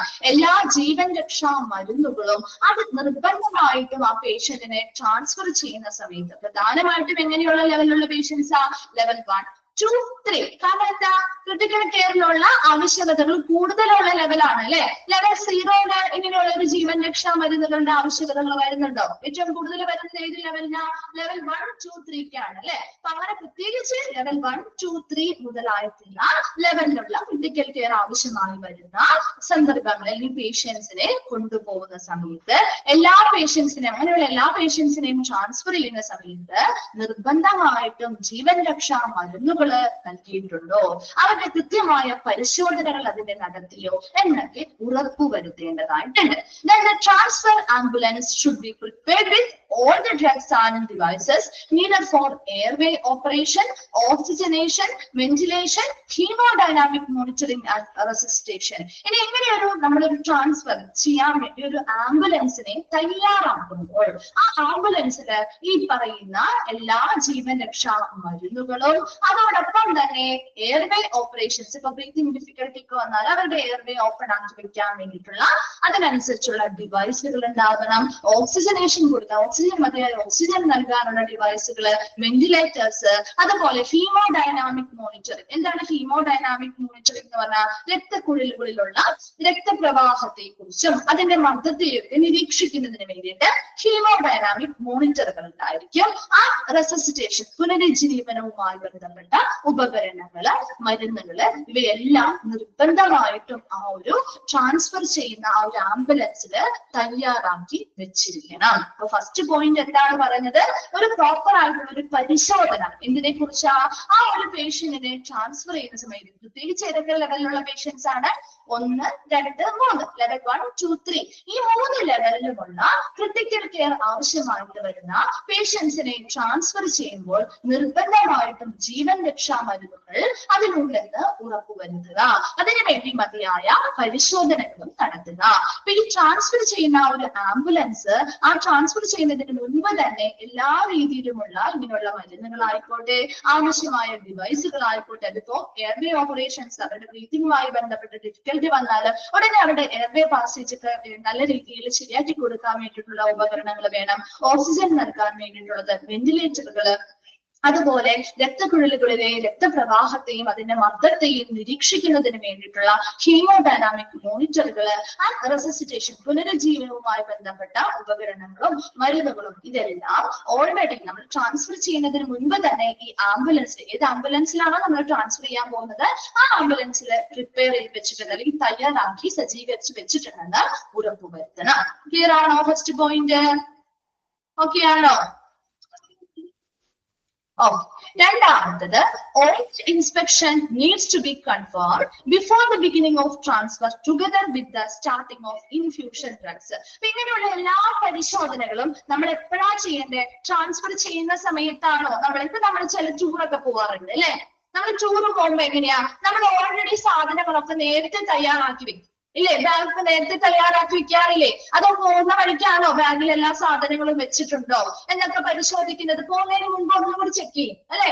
എല്ലാ സാധനങ്ങളും നമ്മൾ വിചാരിച്ചിരിക്കുന്ന ലിസ്റ്റിലുള്ള സാധനങ്ങളൊക്കെ ഇതിലുണ്ടോ എന്ന് നോക്കുക അല്ലെ. അല്ലാതെ നമ്മൾ പോകുന്ന സമയത്തല്ലല്ലോ ചെക്ക് ചെയ്യുക. അതുപോലെ ഇവിടെയും അങ്ങനെ ഒരു പേഷ്യന്റിനെ ട്രാൻസ്ഫർ ചെയ്യണമെങ്കിൽ അതിന് മുൻപ്, അതായത് ട്രാൻസ്ഫർ ചെയ്യുന്ന ആ ഒരു പ്രോസസ് കൊണ്ടുപോകുന്ന സമയത്തല്ലല്ലോ അത് നോക്കേണ്ടത്. കൊണ്ടുപോകുന്നതിന് മുൻപ് അല്ലെങ്കിൽ ആ ഒരു ട്രാൻസ്ഫർ തുടങ്ങുന്നതിന് മുൻപ് തന്നെ ഇതെല്ലാം ഇങ്ങനെയുള്ള എല്ലാ കാര്യങ്ങളും ആ ഒരു ആംബുലൻസിൽ സെറ്റ് ചെയ്ത് വെച്ചിട്ടുണ്ടോ എന്ന് പരിശോധിക്കണം. And together with the starting of infusion drugs. ഇപ്പൊ ചില പേഷ്യൻസിന് നമ്മൾ ഡ്രിപ്സ് കാര്യങ്ങളൊക്കെ ഓൾറെഡി സ്റ്റാർട്ട് ചെയ്യേണ്ടതായിട്ട് വരും അല്ലെ. ചെയ്യേണ്ടതായിട്ട് വരും. ഇപ്പൊ ഇൻട്രാവീനിയസ് വരെയുള്ള ഫ്ലൂയിഡ്സോ കാര്യങ്ങളോ, ഇൻട്രാവീനിയസ് ഫ്ലൂയിഡ്സ് കാര്യങ്ങളോ, ട്രിപ്പ് പോലെയുള്ള മരുന്നുകളോ അല്ലെങ്കിൽ ഡ്രിപ്സോ ഒക്കെ ഇടേണ്ടതായിട്ട് വരും. അപ്പൊ അത് ഓൾറെഡി നമ്മൾ എന്ത് ചെയ്യണം? ആ പോകുന്ന വഴിക്കല്ല ഇടേണ്ടത്, മറിച്ച് ആ പേഷ്യന്റിനെ ട്രാൻസ്ഫർ ചെയ്യുന്ന ഒരു ട്രാൻസ്ഫർ സ്റ്റാർട്ട് ചെയ്യുന്നതിന് മുൻപ് തന്നെ നമ്മൾ അത് എന്ത് ചെയ്യണം? അവരുടെ ബോഡിയിൽ ആവശ്യമായ ഈ IV പോൾസും കാര്യങ്ങളൊക്കെ എന്ത് ചെയ്തിട്ടുണ്ടാവും? സെറ്റ് ചെയ്തിട്ടുണ്ടാവും. കാനുലാസ് ഒക്കെ സെറ്റ് ചെയ്തിട്ടുണ്ടാവും. അതിലൂടെ ആ ഒരു ഇൻഫ്യൂഷൻ ഡ്രഗുകള് കുറേശ്ശെയായിട്ട് കൊടുക്കാനായിട്ട് ഇപ്പൊ ഡ്രിപ്പാണ്, ഡ്രിപ്സ് ഒക്കെ കുറേശ്ശെയായിട്ട് എന്ത് ചെയ്യണം, നമ്മൾ സ്റ്റാർട്ട് ചെയ്ത് വെക്കണം. അപ്പൊ ആ ട്രാൻസ്ഫർ ചെയ്യുന്ന സമയത്തല്ല നമ്മൾ ചെയ്യുന്നത്, അതിനു മുൻപേ ഇതിലെല്ലാ ആംബുലൻസിലെല്ലാ സെറ്റിംഗ്സും ശരിയാണോ, എല്ലാം നല്ല രീതിയിൽ സജ്ജീകരിച്ചിട്ടുണ്ടോ എന്ന് പരിശോധിക്കുക. അതോടൊപ്പം തന്നെ ഇങ്ങനെയുള്ള ഇൻഫ്യൂഷൻ ഡ്രഗുകൾ അല്ലെങ്കിൽ ഡ്രിപ്സ് പോലെയുള്ളവയൊക്കെ സ്റ്റാർട്ട് ചെയ്യുകയും ചെയ്യുക. Clear അല്ലേ? Then the drugs required for patient transfer involve muscle relaxant. അപ്പൊ എന്തൊക്കെ ഡ്രഗ്സ് ആണ് പ്രധാനമായിട്ടും ഈ പറയുന്ന ഒരു പേഷ്യന്റിനെ ട്രാൻസ്ഫർ ചെയ്യുമ്പോൾ ആവശ്യമായി വരുന്നത്? ഒന്നാമത്തതാണ് മസിൽ റിലാക്സൻ. അവരുടെ മസിൽസ് ഒക്കെ റിലാക്സ് ചെയ്യാൻ വേണ്ടി, കോൺട്രാക്ഷനോ കാര്യങ്ങളൊന്നും ഇല്ലാതെ ഒന്ന് റിലാക്സ് ചെയ്യാൻ വേണ്ടിയിട്ടുള്ള ഡ്രഗ്സ് യൂസ് ചെയ്യാറുണ്ട്. സെഡേറ്റീവ്സ്, ഇപ്പൊ ഒത്തിരി വേദനയുള്ളവരാണെങ്കിൽ ഇപ്പൊ എന്തെങ്കിലുമൊക്കെ പ്രൊസീജിയർ, ഇപ്പൊ ടക്യോസ്റ്റോമി കാര്യങ്ങളൊക്കെ നമ്മൾ പോകുന്ന വഴി ചെയ്യണമെങ്കിൽ അവരൊന്ന് മയക്കാനായിട്ടുള്ള സെഡേറ്റീവ്സ് കൊടുക്കാറുണ്ട്. അനാൽജസിക്സ്, എന്താ അനാൽജസിക്സ് എന്ന് പറഞ്ഞാല് എന്താണ്? അനാൽജസിക്സ് നമ്മളൊക്കെ യൂസ് ചെയ്യാറുണ്ടല്ലോ, അത് വേദന സംഹാരികള് അല്ലെ, വേദന സംഹാരികള് ഉപയോഗിക്കാറുണ്ട്. ഇപ്പൊ പേഷ്യൻസ് സ്വാഭാവികമായിട്ട് വേദനയൊക്കെ ഉണ്ടാവും. അപ്പൊ ആ പോകുന്ന സമയത്ത് അങ്ങനെ വേദന കുറയ്ക്കാൻ വേണ്ടി വേദന സംഹാരികൾ കൊടുക്കേണ്ടതാണ് വരും. ഇനോട്രോപ്സ് എന്ന് പറഞ്ഞാൽ എന്താണ് ഇനോട്രോപ്സ്? എന്താണ്? നമ്മുടെ ഹാർട്ടിന്റെ മസിൽസിന്റെ കോൺട്രാക്ഷനെ ഫോഴ്സ് ചെയ്യുന്നതിന് വേണ്ടി ഉപയോഗിക്കുന്ന ഡ്രഗുകളാണ്. ഇപ്പൊ പെട്ടെന്നൊരു എന്താണ് പറയാ, ഒരു കാർഡിയാക് അറസ്റ്റോ അല്ലെങ്കിൽ എന്തെങ്കിലും ബുദ്ധിമുട്ടുകൾ വന്നാൽ അവരുടെ ഹാർട്ടിന്റെ ആ ഒരു മസിൽസിന്റെ അതിന്റെ കോൺട്രാക്ഷനെ നമുക്ക് ഫോഴ്സ് ചെയ്യാൻ പറ്റും. ഒന്നില്ലെങ്കിൽ ആ കോൺട്രാക്ഷനെ നമുക്ക് കൂട്ടാൻ പറ്റും, ഫോഴ്സ് കൂട്ടാൻ പറ്റും, അല്ലെങ്കിൽ ഈ മരുന്ന് ഉപയോഗിച്ച് കുറയ്ക്കാൻ പറ്റും. അതിന് പോസിറ്റീവ് ആയിട്ടുള്ള ഇനോട്രോപ്സ് ഉണ്ട്. അതാണെങ്കിൽ എങ്ങനെയാ ആ ഒരു കോൺട്രാക്ഷന്റെ ഫോഴ്സ് അല്ലെങ്കിൽ സ്ട്രെങ്ത് കൂട്ടും. അതേസമയം നെഗറ്റീവ് ആയിട്ടുള്ള ഇനോട്രോപ്സ് ആകുമ്പോൾ ആ ഒരു ഫോഴ്സ് കുറയ്ക്കും. അങ്ങനെ രണ്ട് രീതിയിലും നമുക്ക് കൺട്രോൾ ചെയ്യാൻ പറ്റും. ആ ഒരു ഹാർട്ടിന്റെ കോൺട്രാക്ട് ചെയ്യുന്ന ആ ഒരു മസിൽസിന്റെ കോൺട്രാക്ഷനെ, ഫോഴ്സിനെ എന്ത് ചെയ്യുന്ന അഫക്ട് ചെയ്യുന്ന ഡ്രഗ് ആണ് ഇനോട്രോപ്സ് എന്ന് പറയുന്നത്. ഇനി റെസസിറ്റേഷൻ ഡ്രഗ്സ്, ഇപ്പൊ വാസോപ്രസിൻ പോലെയുള്ള റെസസിറ്റേഷനും പുനരുജ്ജീവനവുമായി ബന്ധപ്പെട്ട ഡ്രഗ്സ് മുതലായിട്ടുള്ള കാര്യങ്ങളൊക്കെ എന്തിലാണ്? ഈ പറയുന്ന പേഷ്യന്റിനെ ട്രാൻസ്പോർട്ട് ചെയ്യുമ്പോൾ ആവശ്യമായി വരുന്ന drugs ആണ്. Then the person responsible to patient transfer should assure correct supplies of these emergency drugs. ഇപ്പൊ ഒരു പേഷ്യന്റിനെ ട്രാൻസ്ഫർ ചെയ്യാൻ വേണ്ടിയിട്ട്, ഇപ്പൊ ഒരു പേഷ്യന്റിനെ ട്രാൻസ്ഫർ ചെയ്യാൻ വേണ്ടിയിട്ട് ഇപ്പൊ നമ്മളൊരു വ്യക്തിയാണ് റെസ്പോൺസിബിലിറ്റി ഏൽപ്പിച്ചിരിക്കുന്നത് വിചാരിക്കുക. ആ ഹോസ്പിറ്റലിൽ ഒരു വ്യക്തിയായിരിക്കും അതിനുള്ള റെസ്പോൺസിബിൾ ആയിട്ടുള്ള വ്യക്തി എന്ന് പറയുന്നത് അല്ലെ. ഇപ്പൊ നമ്മളൊരു ടൂർ പോകുമ്പോൾ അതിന് ഏറ്റവും തലപ്പത്തൊരു ലീഡറായിട്ടൊരു വ്യക്തിയെ നമ്മൾ ഏൽപ്പിച്ചിട്ടുണ്ടാവില്ലേ, എല്ലാ കാര്യങ്ങളും നോക്കാനായിട്ട് അല്ലെ? ഒരു വ്യക്തിയെ ഏൽപ്പിക്കില്ലേ? ഒരു സിംഗിൾ ആയിട്ടുള്ള ഒരു വ്യക്തിയുടെ എല്ലാ കാര്യങ്ങളും മാനേജ് ചെയ്യാനായിട്ട് ഏൽപ്പിക്കാറ്. അതുപോലെ ഇവിടെ ഒരു പേഷ്യന്റിനെ ട്രാൻസ്ഫർ ചെയ്യണമെങ്കിലും ആ പേഷ്യന്റിനെ ട്രാൻസ്ഫർ ചെയ്യുന്നതുമായി ബന്ധപ്പെട്ട ഉത്തരവാദിത്തമുള്ള ഒരു വ്യക്തി ഉണ്ടായിരിക്കും. ആ വ്യക്തിക്കാണ് എന്ത് നോക്കാനുള്ള കാര്യം? ആ വ്യക്തി നിർബന്ധമായിട്ടും കറക്റ്റ് ആയിട്ട് ഈ പേഷ്യന്റിനെ ട്രാൻസ്ഫർ ചെയ്ത് കൊണ്ടുപോകുന്ന ആംബുലൻസിൽ ഇതുപോലെയുള്ള എല്ലാ എമർജൻസി ഡ്രഗ്സും ആവശ്യമായ അളവിൽ ഉണ്ടോ എന്ന് ഉറപ്പുവരുത്തണം. Some of these drugs may be needed to be prepared in pre-filled syringes before the transfer. Transfer ചെയ്യുന്നതിന് മുൻപ് ഈ ചില സിറിഞ്ചുകൾ, അതായത് പെട്ടെന്ന് അത്യാവശ്യം വരുന്ന ചില സിറിഞ്ചുകളൊക്കെയാണ്, ചില മരുന്നുകളൊക്കെ ആണെങ്കിൽ നമ്മൾ അത് എന്ത് ചെയ്യണം? പ്രീ ഫിൽഡ് ചെയ്ത് വെക്കണം. സിറിഞ്ചുകളിൽ പ്രീ ഫിൽഡ് ചെയ്ത് മുൻകൂട്ടി നമ്മൾ ഫില്ല് ചെയ്ത് വെക്കണം. അപ്പൊ സമയം ലാഭിക്കാം. പെട്ടെന്ന് ഒരു കണ്ടീഷൻ വന്നാൽ നമുക്കിത് സിറിഞ്ചിലേക്ക് കയറ്റാനോ അത് അപ്ലൈ ചെയ്യാനായിട്ടുള്ള സമയമൊന്നും അത്രയും ലാഭ് വരില്ല. അപ്പൊ അതിന് വേണ്ടിയിട്ട് ചില മരുന്നുകൾ നമ്മൾ വളരെ ആവശ്യമായി വരുന്ന മരുന്നുകൾ ഓൾറെഡി നമ്മൾ എന്ത് ചെയ്യണം? പ്രീ ഫിൽഡ് ആക്കി സിറിഞ്ചുകളിൽ നിറച്ച് ആ ഒരു ട്രാൻസ്ഫർ ചെയ്യുന്നതിന് മുൻപ് തന്നെ വെക്കേണ്ടതായിട്ടുണ്ട്. രണ്ടാമത്തെ പോയിന്റ് എന്താ പറഞ്ഞത്? നമ്മൾ പറഞ്ഞു കഴിഞ്ഞാൽ ഒരു ട്രാൻസ്ഫർ സ്റ്റാർട്ട് ചെയ്യുന്നതിന് മുൻപ്, പേഷ്യന്റിനെ ഷിഫ്റ്റ് ചെയ്യുന്ന അല്ലെങ്കിൽ ട്രാൻസ്ഫർ സ്റ്റാർട്ട് ചെയ്യുന്നതിന് ബിഗിൻ ചെയ്യുന്നതിന് മുൻപ് തന്നെ ഈ പറയുന്ന എല്ലാ മരുന്നുകളും ഡിവൈസുകളും ഒക്കെ ഈ ഒരു ആംബുലൻസിൽ സജ്ജീകരിച്ചിട്ടുണ്ടോ എന്ന് പരിശോധന നടത്തി ഉറപ്പുവരുത്തണം. അതോടൊപ്പം തന്നെ ആ ഇൻഫ്യൂഷൻ ഡ്രഗുകൾ അല്ലെങ്കിൽ IV പോർട്സിലൂടെ നമ്മൾ ക്യാനുലാസിലൂടെ നമ്മൾ കൊടുക്കുന്ന ട്രിപ്സോ മരുന്നുകളോ ഒക്കെ ഓൾറെഡി സ്റ്റാർട്ട് ചെയ്തു വെക്കണം. ഈ എന്തൊക്കെ ഡ്രഗ്സ് ആണ് ഒരു പേഷ്യന്റിനെ ട്രാൻസ്ഫർ ചെയ്യുമ്പോൾ പ്രധാനമായിട്ടും വേണ്ടത്? മസിൽസ് റിലാക്സ് ചെയ്യാൻ വേണ്ടി മസിൽ റിലാക്സൻസ് വേണം, സെഡേറ്റീവ്സ് മയക്കവുമായി ബന്ധപ്പെട്ട മരുന്നുകൾ, അനാൽജസിക്സ് വേദന സംഹാരികള്, ഇനോട്രോപ്സ് നമ്മുടെ ഹാർട്ടിന്റെ മസിൽസിന്റെ കോൺട്രാക്ഷനെ ഫോഴ്സ് ചെയ്യുന്ന എന്താണ് മരുന്നുകളാണ്. അപ്പൊ അത് നമുക്ക് കൂട്ടാനും കുറയ്ക്കാനും, ഫോഴ്സ് കൂട്ടാനും കുറയ്ക്കാനും സാധിക്കും. റെസിസ്റ്റേഷൻ ഡ്രഗ്സ്, വാസോപ്രസിൻ പോലെ പോലെയുള്ള റെസിസിറ്റേഷൻ ഡ്രഗ്സ് മുതലായവ ഒരു പേഷ്യന്റിനെ ട്രാൻസ്ഫർ ചെയ്യുന്ന സമയത്ത് ആവശ്യമായി വരുന്ന ഡ്രഗ്സ് ആണ്. അതുപോലെ ആർക്കാണോ ഈ പേഷ്യന്റിനെ ട്രാൻസ്ഫർ ചെയ്യുന്നതുമായി ബന്ധപ്പെട്ട ഉത്തരവാദിത്വമുള്ള വ്യക്തി ആരാണോ അവരാണ് മതിയായിട്ടുള്ള ഡ്രഗ്സും ഡിവൈസുകളും ഒക്കെ ആ ഒരു പേഷ്യന്റിന്റെ ആംബുലൻസിൽ ഉണ്ട് എന്ന് ഉറപ്പുവരുത്തേണ്ടത് ആവശ്യമാണെങ്കിൽ അത് വിതരണം ചെയ്യേണ്ടത്. ഈ പറയുന്ന ഡ്രഗ്സ് ഒക്കെ നമുക്ക് ആവശ്യമായി വരുന്ന വളരെ അത്യാവശ്യമായിട്ട് എപ്പോഴും ഉപയോഗിക്കേണ്ടതായിട്ട് വരുന്ന ഇങ്ങനെയുള്ള ഡ്രഗ്സ് ഒക്കെ ആണെങ്കിൽ മരുന്നുകളൊക്കെ ഉണ്ടെങ്കിൽ അത് ആ ട്രാൻസ്ഫർ ചെയ്യുന്നതിന് മുൻപ് തന്നെ സിറിഞ്ചില് പ്രീഫിൽ ചെയ്ത് വെക്കാവുന്നതാണ്. ക്ലിയർ ആണോ? രണ്ടാമത്തെ പോയിന്റ് ഓക്കെ ആണോ? ഓക്കെ. Then മൂന്നാമത്തത് the minimal standard of inspection suggested for patient transfer include uninterrupted electrocardiogram inspection and non-invasive blood pressure, oxygen saturation and temperature. ഇനി ഇവിടെ എന്താ പറയുന്നത്? Minimal standard of inspection. അതായത് നമ്മൾ ആ ഒരു പേഷ്യന്റിനെ ട്രാൻസ്ഫർ ചെയ്യുന്ന സമയത്ത് ഒരു മിനിമൽ ആയിട്ടുള്ള ഒരു സ്റ്റാൻഡേർഡ് ഓഫ് ഇൻസ്പെക്ഷൻസ് അല്ലെങ്കിൽ പരിശോധനകൾ ചില കാര്യങ്ങളിൽ നമ്മൾ നടത്തേണ്ടതായിട്ടുണ്ട്. ലൈക്ക് അൺഇൻറ്ററപ്റ്റഡ്, അതായത് ഇലക്ട്രോകാർഡിയോഗ്രാഫ് ഇൻസ്പെക്ഷൻ, ECG നമ്മൾ പരിശോധിക്കാറുണ്ട് അല്ലെ? പോകുന്ന സമയത്തൊക്കെ അവരുടെ ECGs നമുക്ക് തടസ്സമില്ലാതെ പരിശോധിക്കാനുള്ള സംവിധാനങ്ങൾ കൊടുക്കുക. നോൺ ഇൻവേസീവ് ബ്ലഡ് പ്രഷർ എന്ന് വെച്ചാൽ എന്താ? നമ്മുടെ ബ്ലഡ് പ്രഷർ നമ്മുടെ ബോഡിയിലുള്ളിലേക്ക് മുറിവോ കാര്യങ്ങളോ ഇല്ലാതെ നമ്മൾ ബ്ലഡ് പ്രഷർ നോക്കാറില്ലേ? അല്ലേ? മുറിവ് കാര്യങ്ങൾ നമ്മുടെ ബോഡിയിൽ ഇൻവേസീവ് എന്ന് പറഞ്ഞാൽ മുറിവുണ്ടാകാനാണ്. നോൺ ഇൻവേസീവ് എന്ന് പറയുമ്പോൾ മുറിവുണ്ടാക്കാത്ത രീതിയിൽ നമ്മുടെ ബ്ലഡ് പ്രഷർ ചെക്ക് ചെയ്യാനുള്ള സംവിധാനങ്ങൾ കൊടുക്കാറുണ്ട്. ഓക്സിജന്റെ സാച്ചുറേഷൻ എത്രയാണ്, നമ്മൾ ആ ഒരു ഹീമോഗ്ലോബിന്റെ അളവ്, ബ്ലഡിലുള്ള ഹീമോഗ്ലോബിൻ ആണല്ലോ നമ്മൾ ഓക്സിജനെ ക്യാരി ചെയ്യുന്നത്, അപ്പൊ അതിന്റെ പെർസെന്റേജ് എത്രയാണ് എന്നുള്ള കാര്യങ്ങൾ ഇടയ്ക്കിടയ്ക്ക് ചെക്ക് ചെയ്യണം. ടെമ്പറേച്ചർ ഇടയ്ക്കിടയ്ക്ക് പരിശോധിക്കുകയും വേണം. Then the non-invasive blood pressure may be notably affected by the motion artifact. നമുക്ക് ഇങ്ങനെ മോഷൻ അല്ലെങ്കിൽ നമ്മളിങ്ങനെ ചലിച്ചുകൊണ്ടിരിക്കുന്നത് കൊണ്ട് തന്നെ അവിടെ നമുക്ക് കൃത്യമായിട്ടുള്ള ഒരു ബ്ലഡ് പ്രഷർ ഒന്നും നമുക്ക് എന്ത് ചെയ്യാൻ പറ്റില്ല. ഒരു കറക്റ്റ് കണക്ക് നമുക്ക് ഇത് ബാധിക്കും. ആ ഒരു മോഷൻ അല്ലെങ്കിൽ ആ ഒരു ചലനം ഇതിനെ ബാധിക്കുന്നത് കൊണ്ട്. കാരണം നമ്മൾ ആംബുലൻസിലൊക്കെ പോകുമ്പോൾ സ്വാഭാവികമായിട്ടും നമ്മൾ മൂവ് ചെയ്തുകൊണ്ടിരിക്കുകയല്ലേ. അപ്പൊ അത് ഈ ഒരു ബ്ലഡ് പ്രഷറിനെ ബാധിക്കുന്നത് കൊണ്ട് തന്നെ നമുക്ക് കാര്യമായ രീതിയിൽ അല്ലെങ്കിൽ കൃത്യമായിട്ടുള്ള രീതിയിൽ ആ ഒരു ബ്ലഡ് പ്രഷറിനെ അളക്കാനായിട്ട് കറക്റ്റായ രീതിയിൽ അളത്തെടുക്കാനായിട്ട് സാധിക്കില്ല.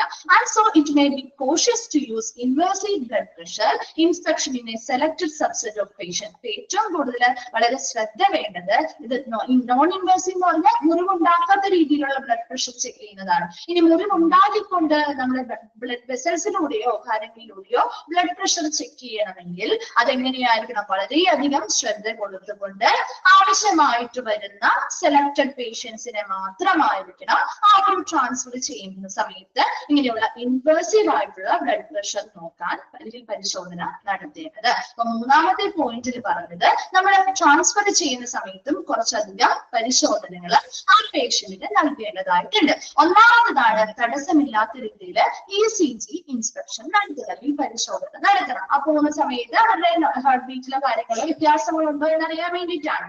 അതുപോലെ തന്നെ നോൺ ഇൻവേസീവ് ആയിട്ടുള്ള ബ്ലഡ് പ്രഷർ നമുക്ക് യാതൊരുവിധ മുറിവോ കാര്യങ്ങളോ ഇല്ലാതെ നോർമലായിട്ട് നമ്മൾ എങ്ങനെയാണോ ബ്ലഡ് പ്രഷർ ചെക്ക് ചെയ്യാറ് അതേ രീതിയിൽ അവരുടെ ബ്ലഡ് പ്രഷർ ചെക്ക് ചെയ്യാം.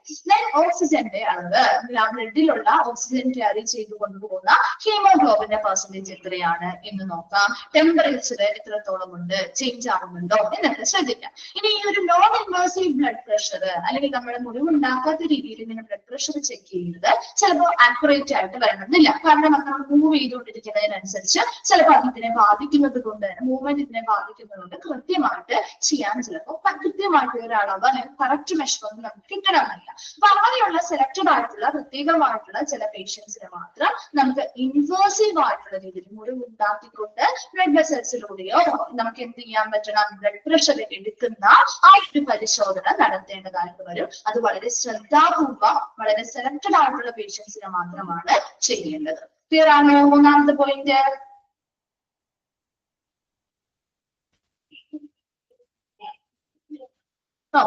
അടുത്ത point all the inspection equipment should be secured accurately and should be placed at below the level of the patient for uninterrupted inspection. ഇനി ഈ എല്ലാ ഇൻസ്പെക്ഷൻ എക്യുപ്മെന്റ്സും നമ്മൾ ഈ ഒരു ആംബുലൻസിലെ ഉപകരണങ്ങളെ സജ്ജീകരിച്ചിട്ടുണ്ട് അല്ലെ. അപ്പൊ ഈ എല്ലാ എക്യുപ്മെന്റ്സും വളരെ സുരക്ഷിതമായിട്ടും കൃത്യതയോട് കൂടിയാണോ ഇരിക്കുന്നത് അല്ലെങ്കിൽ വർക്ക് ചെയ്യുന്നത് എന്നൊക്കെ പരിശോധിക്കണം. അപ്പൊ ആ ഒരു പേഷ്യന്റിനെ ട്രാൻസ്ഫർ ചെയ്യാൻ വേണ്ടിയിട്ട് ആ ഒരു ആംബുലൻസിലെ ആ ഒരു എക്യുപ്മെന്റ്സ് ഘടിപ്പിച്ചതിന് ശേഷം ആ ട്രാൻസ്ഫർ ചെയ്യുന്ന സമയത്ത് ചിലപ്പോൾ അത് വർക്ക് ചെയ്യുന്നില്ലെങ്കിലോ ബുദ്ധിമുട്ടാവും അല്ലെ. അപ്പൊ അതുകൊണ്ട് ഈ ഒരു ട്രാൻസ്ഫർ ചെയ്യുന്നതിന് മുൻപ് തന്നെ നമ്മൾ ഈ സജ്ജീകരിച്ചിട്ടുള്ള ഈ ഉപകരണങ്ങളെല്ലാം പ്രോപ്പർ ആയിട്ട് വർക്ക് ചെയ്യുന്നുണ്ടോ, സുരക്ഷിതമായ ഇടങ്ങളിലാണോ അത് ഇരിക്കുന്നത്, കൃത്യതയുള്ള റീഡിങ്സ് ആണോ അതിൽ കാണിക്കുന്നത്, അങ്ങനെയുള്ള കാര്യങ്ങളൊക്കെ പരിശോധിക്കണം. Should be placed at the below the level of the patient for uninterrupted inspection. ഇപ്പൊ തടസ്സമില്ലാത്ത രീതിയിൽ ഇങ്ങനെയുള്ള പരിശോധനകളോ കാര്യങ്ങളോ ഇതുവഴി നടത്തണമെങ്കിൽ ആ പേഷ്യന്റിന്റെ ലെവൽ, പേഷ്യന്റിനെ കിടത്തിയിരിക്കുന്ന ലെവൽ എവിടെയാണോ അതിന് താഴെയായിട്ടായിരിക്കണം ഈ ഉപകരണങ്ങൾ place ചെയ്യേണ്ടത്.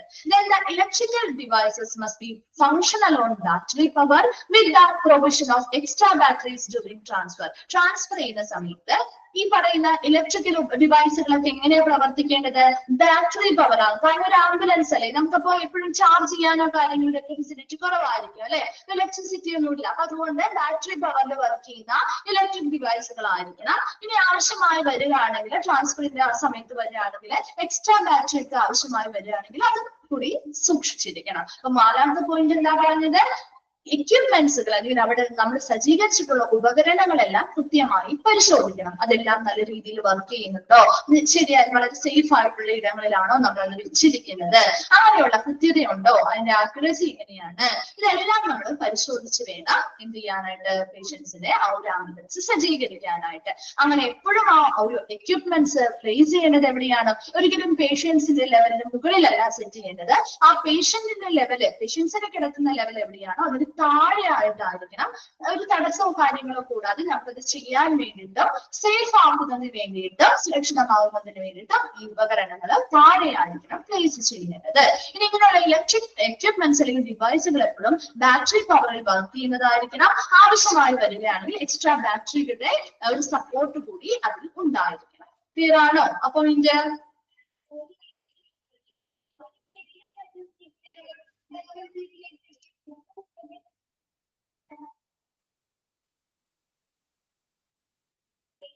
then last point, patients on ventilator must be shifted on portable transport ventilators with the provision of display of alarms associated with tidal volume, airway pressure, inspiratory expiratory ratio, inspired oxygen fraction and respiratory rate. ഇവിടെ നമ്മൾ ഒരു പേഷ്യന്റിനെ വെന്റിലേറ്ററിൽ കിടക്കുന്ന ഒരു patient ആണ് വിചാരിക്കുക. അപ്പൊ patient വെന്റിലേറ്ററിലാണ്, അതുകൊണ്ട് തന്നെ നമുക്ക് അത് അവരെ ട്രാൻസ്ഫർ ചെയ്യുമ്പോഴും അതേപോലെയുള്ള ഒരു വെന്റിലേറ്റർ സംവിധാനം വേണ്ടേ ആ ഒരു ആംബുലൻസില്? വേണ്ടിവരില്ലേ? അതേസമയം ഇവിടെ നിന്ന് നമുക്ക് വെന്റിലേറ്റർ മാറ്റിയിട്ട് അടുത്ത സ്ഥലത്തെത്തുമ്പോൾ വെന്റിലേറ്ററിലേക്ക് മാറ്റാം എന്ന് പറയാൻ പറ്റോ? ഇല്ല. പേഷ്യന്റ് എങ്ങനെയാണോ ഒരു ഹോസ്പിറ്റലിൽ വെന്റിലേറ്റർ സെറ്റിംഗ്സിൽ കിടക്കുന്നത് അതേ രീതിയിൽ തന്നെ പോർട്ടബിൾ ആയിട്ട് നമുക്ക് മൂവ് ചെയ്ത് കൊണ്ടുപോകാൻ പറ്റുന്ന, ട്രാൻസ്പോർട്ട് ചെയ്യാൻ പറ്റുന്ന ആ ഒരു വെന്റിലേറ്റർ സംവിധാനത്തിലായിരിക്കണം അവരെ ഷിഫ്റ്റ് ചെയ്യേണ്ടത്.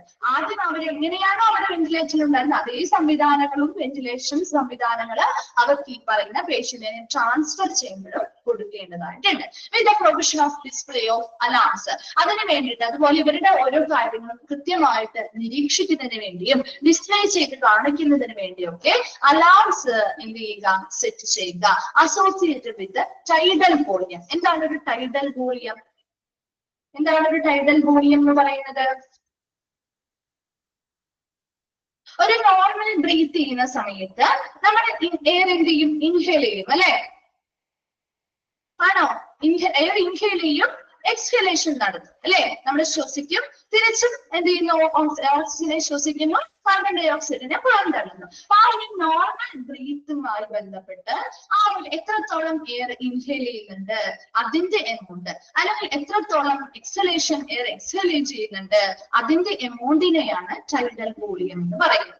The amount of air inhaled or exhaled during normal breath. ഒരു നോർമൽ ബ്രീത്ത് സമയത്ത് നമ്മൾ എത്രത്തോളം എയർ ഇൻഹേൽ ചെയ്യുന്നുണ്ട് അതിന്റെ എമൗണ്ട്, അല്ലെങ്കിൽ ഒരു നോർമൽ ബ്രീത്തിങ് സമയത്തുള്ള എക്സേൽ ചെയ്യുന്ന എയറിന്റെ എമൗണ്ട്, അതാണ് ടൈഡൽ വോളിയം. അപ്പൊ ഇവിടെ ഇങ്ങനെയുള്ള, അതായത് ഒരു വെന്റിലേറ്ററിൽ കിടക്കുന്ന പേഷ്യൻസിന് ഇങ്ങനെയുള്ള ടൈഡൽ വോളിയം, അവർ എത്രത്തോളം ശ്വസിക്കുന്നുണ്ട്, എത്രത്തോളം എയർ ഇൻഹേൽ ചെയ്യുന്നുണ്ട്, ഒരു നോർമൽ ബ്രീത്തിൽ എത്രത്തോളം അവർ എക്സലേഷൻ എമൗണ്ട് എത്രത്തോളം ഉണ്ട്, അങ്ങനെയുള്ള കാര്യങ്ങൾ കൃത്യമായിട്ട് എന്ത് ചെയ്യണം, ഡിസ്പ്ലേ ചെയ്യണം, നോട്ട് ചെയ്ത് വെക്കണം. അപ്പൊ അങ്ങനെയുള്ളതൊക്കെ ഡിസ്പ്ലേ ചെയ്യാനായിട്ടുള്ള അലാം സംവിധാനങ്ങളും കാര്യങ്ങളും സെറ്റ് ചെയ്തിട്ടുണ്ടാവുന്നതാണ്. നിങ്ങൾ മനസ്സിലാക്കിയാൽ മതി. എന്താണ് ടൈഡൽ വോളിയം എന്ന് ചോദിക്കാറില്ല കേട്ടോ. ഇനി എയർവേ പ്രഷർ എന്ന് പറഞ്ഞാൽ എന്തായിരിക്കും? എന്തായിരിക്കും എയർവേ പ്രഷർ? ലങ്സിലെ ട്യൂബ്സിലും സാക്സിലും ഒക്കെ അനുഭവപ്പെടുന്ന, ബ്രീതിങ് സമയത്ത് അനുഭവപ്പെടുന്ന ആ ഒരു പ്രഷർ അല്ലെങ്കിൽ മർദ്ദത്തെയാണ് എയർവേ പ്രഷർ. അപ്പൊ ബ്രീതിങ് ചെയ്യുന്ന സമയത്ത് ആ ഒരു ലങ്സിന്റെ, ആ പേഷ്യന്റിന്റെ ലങ്സില് അതിനുമായി ബന്ധപ്പെട്ട ട്യൂബുകളിലൊക്കെ അനുഭവപ്പെടുന്ന ഒരു പ്രഷറാണ് എയർവേ പ്രഷർ എന്ന് പറയുന്നത്. Then inspiratory or expiratory ratio, IE ratio എന്ന് പറയും. എന്താണ് ഇൻസ്പിരേറ്ററി എക്സ്പിരേറ്ററി റേഷ്യോ?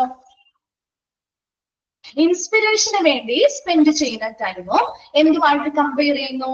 എക്സ്പിരേഷന് വേണ്ടിയിട്ട് സ്പെൻഡ് ചെയ്യുന്ന ടൈമും തമ്മിൽ കമ്പയർ ചെയ്യുന്നതിനെയാണ് ഇൻസ്പിരേറ്ററി എക്സ്പിരേറ്ററി റേഷ്യോ എന്ന് പറയുന്നത്. IE റേഷ്യോ എന്ന് പറയുന്നത് ഇൻസ്പിരേഷന് വേണ്ടിയിട്ട് എത്രത്തോളം ടൈം സ്പെൻഡ് ചെയ്യുന്നുണ്ടോ അതും എക്സ്പിരേഷന് വേണ്ടി സ്പെൻഡ് ചെയ്യുന്ന ടൈമും തമ്മിൽ ഒരു കമ്പാരിസൺ അല്ലെങ്കിൽ കമ്പയർ നടത്തുന്നതിനെയാണ് ഇൻസ്പിരേറ്ററി എക്സ്പിരേറ്ററി റേഷ്യോ എന്ന് പറയുന്നത്. Then inspired oxygen fraction, എന്താണ് ഒരു ഇൻസ്പയർഡ് ഓക്സിജൻ ഫ്രാക്ഷൻ എന്ന് പറഞ്ഞാൽ? എന്താണ്? ഒരു പേഴ്സൺ ബ്രീതിങ് ചെയ്യുമ്പോൾ ആ പേഴ്സണിന്റെ ഉള്ളിലേക്ക് വരുന്ന ഒരു ഓക്സിജന്റെ പെർസെന്റേജ് അല്ലെങ്കിൽ കോൺസെൻട്രേഷനെയാണ് ഇൻസ്പയർഡ് ഓക്സിജൻ ഫ്രാക്ഷൻ എന്ന് പറയുന്നത്. അപ്പൊ ഇൻസ്പിരേഷൻ നടത്തുന്ന സമയത്ത് എത്രത്തോളം പെർസെന്റേജ് അല്ലെങ്കിൽ കോൺസെൻട്രേഷൻ ഓഫ് ഓക്സിജൻ ആണ് അതിൽ ഉണ്ടായിരിക്കുക, ആ ഒരു എമൗണ്ട് ആണ് ഇൻസ്പയർഡ് ഓക്സിജൻ ഫ്രാക്ഷൻ എന്ന് പറയുന്നത്. ആൻഡ് റെസ്പിറേറ്ററി റേറ്റ് എന്ന് പറയുമ്പോൾ എന്താണ്? ഇതൊക്കെ പരിചയമില്ലാത്ത ടേംസ് ആയിരിക്കും അല്ലെ? പരിചയമില്ലാത്ത ടേംസ് ആണോ? ഓക്കെ, ജസ്റ്റ് ഒന്ന് മനസ്സിലാക്കി വെക്കാൻ വേണ്ടി മിസ് പറയുന്നതാണ് കേട്ടോ. ഇത് എന്താണെന്നൊന്നും ചോദിക്കില്ല, എന്നാലും ജസ്റ്റ് നിങ്ങളൊന്ന് മനസ്സിലാക്കി വെച്ചാൽ മതി കേട്ടോ. റെസ്പിറേറ്ററി റേറ്റ് എന്ന് പറഞ്ഞാൽ അതായത് ഒരു മിനിറ്റില് എത്രത്തോളം ബ്രെത്ത്സ് ആണ് ആ പേഴ്സൺ എടുത്തിരിക്കുന്നത്. ഒരു minute, the number of breaths in A person in 1 minute. ഒരു മിനിറ്റില് ആ പേഴ്സൺ എടുക്കുന്ന നമ്പർ ഓഫ് ബ്രെത്തുകളുടെ, നമ്പർ ഓഫ് ശ്വസനങ്ങളുടെ എണ്ണമാണ് റെസ്പിറേറ്ററി റേറ്റ്.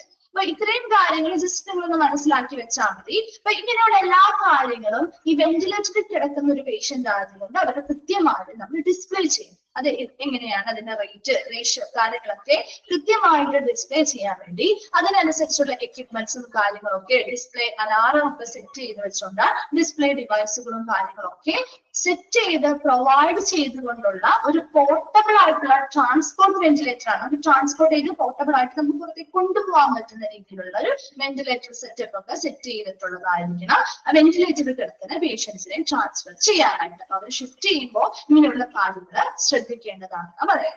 ഓക്കെ ആണോ? ഒരു 5 പോയിന്റ്സ് ആണ് നമ്മൾ പറഞ്ഞത്. 5 എണ്ണം ക്ലിയർ ആണോ? മനസ്സിലായോ?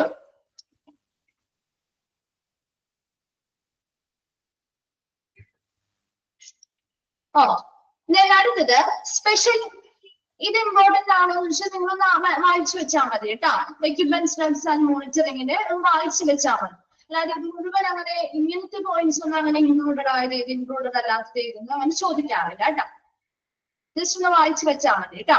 ഈ ഒരു ചാപ്റ്റർ കഴിഞ്ഞ് കഴിയുമ്പോൾ നമുക്ക് ഇമ്പോർട്ടന്റ് ആയിട്ടുള്ള ഭാഗങ്ങളൊന്ന് നോക്കാം കേട്ടോ. ഈ ഇമ്പോർട്ടന്റ് ആയിട്ടുള്ള ക്വസ്റ്റ്യൻ, കൂടുതലും ക്വസ്റ്റ്യൻ വന്ന് കണ്ടിരിക്കുന്ന ഭാഗങ്ങളൊന്ന് നോക്കാം കേട്ടോ. നെക്സ്റ്റ് സ്പെഷ്യൽ കൺസിഡറേഷൻസ്, പ്രത്യേക പരിഗണനകൾ കൊടുക്കേണ്ടത്. If the patient requires an ambulance to take him to another facility, make arrangement for transportation with the social services administration. എന്താണ്? ഒരു പേഷ്യന്റിന് ഒരു ആംബുലൻസ് വേണം. അപ്പൊ മറ്റൊരു ഫെസിലിറ്റിയിലേക്ക് അല്ലെങ്കിൽ ഇവിടെ നിന്ന് മറ്റൊരു സ്ഥലത്തേക്ക് ആ പേഷ്യന്റിനെ മറ്റൊരു ഫെസിലിറ്റിയിലേക്ക് ട്രാൻസ്ഫർ ചെയ്യണമെങ്കിൽ അവർക്ക് ഒരു ആംബുലൻസ് ഫെസിലിറ്റി ആവശ്യമാണ്, ഒരു ആംബുലൻസ് ആവശ്യമായി വരികയാണെങ്കിൽ അതിനുള്ള സോഷ്യൽ സർവീസുകൾ, അഡ്മിനിസ്ട്രേഷന്റെ ഭാഗത്ത് നിന്ന് സോഷ്യൽ സർവീസിന്റെ ഭാഗമായിട്ട് ആ ട്രാൻസ്പോർട്ടേഷൻ ആവശ്യമായിട്ടുള്ള അറേഞ്ച്മെന്റുകൾ ചെയ്തു കൊടുക്കണം. ഇപ്പൊ നമ്മളൊരു ഹോസ്പിറ്റലിൽ നിന്ന് പറയാറില്ലേ, നമുക്കൊരു ആംബുലൻസ് ഇല്ലെങ്കിൽ നമ്മളോട് ചോദിക്കാറില്ലേ, ആംബുലൻസ് നിങ്ങൾക്ക് വിളിച്ചു തരണോ, അല്ലെങ്കിൽ നിങ്ങൾക്ക് പരിചയമുള്ള ആരെങ്കിലും ഉണ്ടോ, വിളിച്ചിട്ടുണ്ടോ എന്നൊക്കെ നമ്മളോട് ചോദിക്കാറുണ്ട് അല്ലെ. അതിനനുസരിച്ച് വേണമെന്ന് പറയുകയാണെങ്കിൽ ആ ഹോസ്പിറ്റലുകാർ തന്നെ നമുക്ക് അങ്ങനെയുള്ളൊരു ആവശ്യമായിട്ടുള്ള ആംബുലൻസിന്റെ സജ്ജീകരണങ്ങൾ അറേഞ്ച്മെന്റ് ചെയ്തു തരിക. Then make sure that the necessary equipment is gathered to provide care in the course of transport. ആ ഒരു ട്രാൻസ്പോർട്ട് ചെയ്യുന്ന സമയത്ത് ആ പേഷ്യന്റിന് ആവശ്യമായ പരിചരണം നൽകുന്ന രീതിയിലുള്ള മതിയായ ഉപകരണങ്ങളൊക്കെ സജ്ജീകരിച്ചിട്ടുള്ള ഒരു ആംബുലൻസ് ആയിരിക്കണം അറേഞ്ച് ചെയ്ത് കൊടുക്കേണ്ടത്. ഇപ്പൊ മോസ്റ്റ് ക്രിട്ടിക്കൽ കെയർ ഉള്ള പേഷ്യൻസ് ആകുമ്പോൾ അതിനനുസരിച്ചുള്ള ഒരു ആംബുലൻസ് ആയിരിക്കണം വേണ്ടത് അല്ലെ.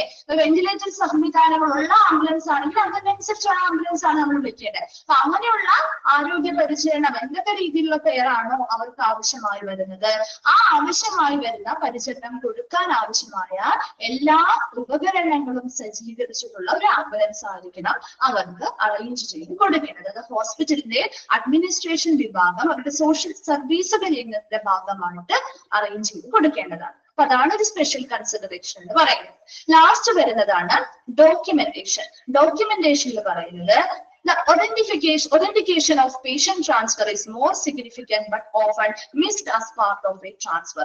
ഒരു ട്രാൻസ്പോർട്ടുമായി അല്ലെങ്കിൽ പേഷ്യന്റിനെ ട്രാൻസ്ഫർ ചെയ്യുന്നതുമായി ബന്ധപ്പെട്ട് ഏറ്റവും പ്രധാനപ്പെട്ട ഒരു കാര്യമാണ് അതിന്റെ ആധികാരികത എന്ന് പറയുന്നത്.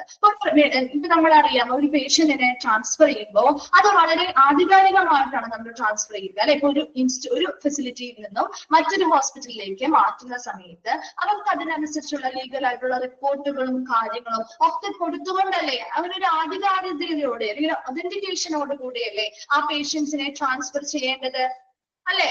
അപ്പൊ അവിടെ എപ്പോഴും അങ്ങനെയായിരിക്കണം ഒരു പേഷ്യന്റിനെ ട്രാൻസ്ഫർ ചെയ്യേണ്ടത്. അതായത് the authentication should always be obvious all stages of transfer. ആ ട്രാൻസ്ഫർ ചെയ്യുന്ന സമയത്ത് ആ ഒരു ആധികാരികത വളരെ വ്യക്തമായിട്ട് കാണാൻ സാധിക്കണം.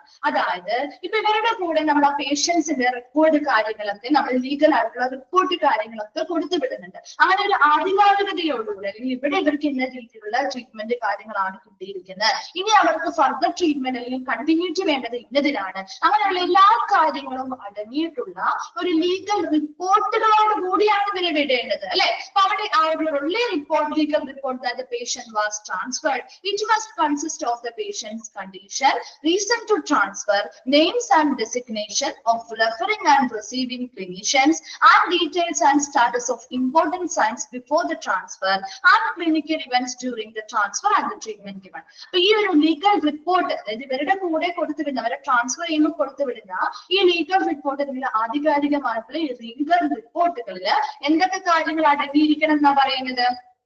എന്തൊക്കെ കാര്യങ്ങൾ അടങ്ങിയിരിക്കണം? ആ പേഷ്യന്റിന്റെ നിലവിലുള്ള കണ്ടീഷൻ എന്താണ്? കാരണം മറ്റൊരു ഹോസ്പിറ്റലിലേക്ക് എത്തുമ്പോൾ അവർക്ക് ആവശ്യമായ പരിചരണങ്ങൾ കൊടുക്കണമെങ്കിൽ ഈ കാര്യങ്ങൾ അറിഞ്ഞിരിക്കണം അല്ലെ. അപ്പൊ അതിനുവേണ്ടി പേഷ്യന്റിന്റെ നിലവിലുള്ള പ്രസന്റ് കണ്ടീഷൻ എന്താണ്, അവർക്ക് എന്തുകൊണ്ടാണ് അവർ ഈ ഒരു ഹോസ്പിറ്റലിൽ നിന്ന് മറ്റൊരു ഹോസ്പിറ്റലിലേക്ക് ട്രാൻസ്ഫർ ചെയ്യാനുണ്ടായ കാരണം അല്ലെ. അതുപോലെ അവരുടെ നിലവിൽ ഈ ഹോസ്പിറ്റലിൽ അവർ ആരാണോ അവർക്ക് ആവശ്യമായ ട്രീറ്റ്മെന്റുകൾ കൊടുത്തിരുന്നത്, റെഫർ ചെയ്തിരുന്ന ഡോക്ടർ ആരാണോ അവരുടെ പേരും പദവിയും രേഖപ്പെടുത്തണം. ഇനി ആർക്കാണോ ഇപ്പൊ മറ്റൊരു ഹോസ്പിറ്റലിൽ ചെന്ന് ഇന്ന ഡോക്ടർക്ക് വേണ്ടല്ലേ അവരെഴുതാ അല്ലെ. റെഫർ ചെയ്യുന്നത് എങ്ങനെയാ? ഒരു ഹോസ്പിറ്റൽ ഡോക്ടർ മറ്റ് ഒരു ഹോസ്പിറ്റലിൽ ഇന്ന ഡോക്ടർക്കാണ് ഞാൻ റെഫർ ചെയ്യുന്നത്, അങ്ങനെയല്ലേ എഴുതുന്നത് ആണോ? എന്താണെന്ന് റിപ്ലൈ ചെയ്യാതെ അല്ലെ. അപ്പൊ ആ ഒരു മറ്റു ഹോസ്പിറ്റലിലെ ആർക്കാണോ ആ പേഷ്യന്റിനെ റിസീവ് ചെയ്യുന്ന ഡോക്ടർ അവരുടെ പേരും പദവിയും ഇതിൽ രേഖപ്പെടുത്തിയിരിക്കണം. അതുപോലെ അവരുടെ നിലവിലുള്ള പ്രസന്റ് സ്റ്റാറ്റസ് കണ്ടീഷൻ എങ്ങനെയാണ്.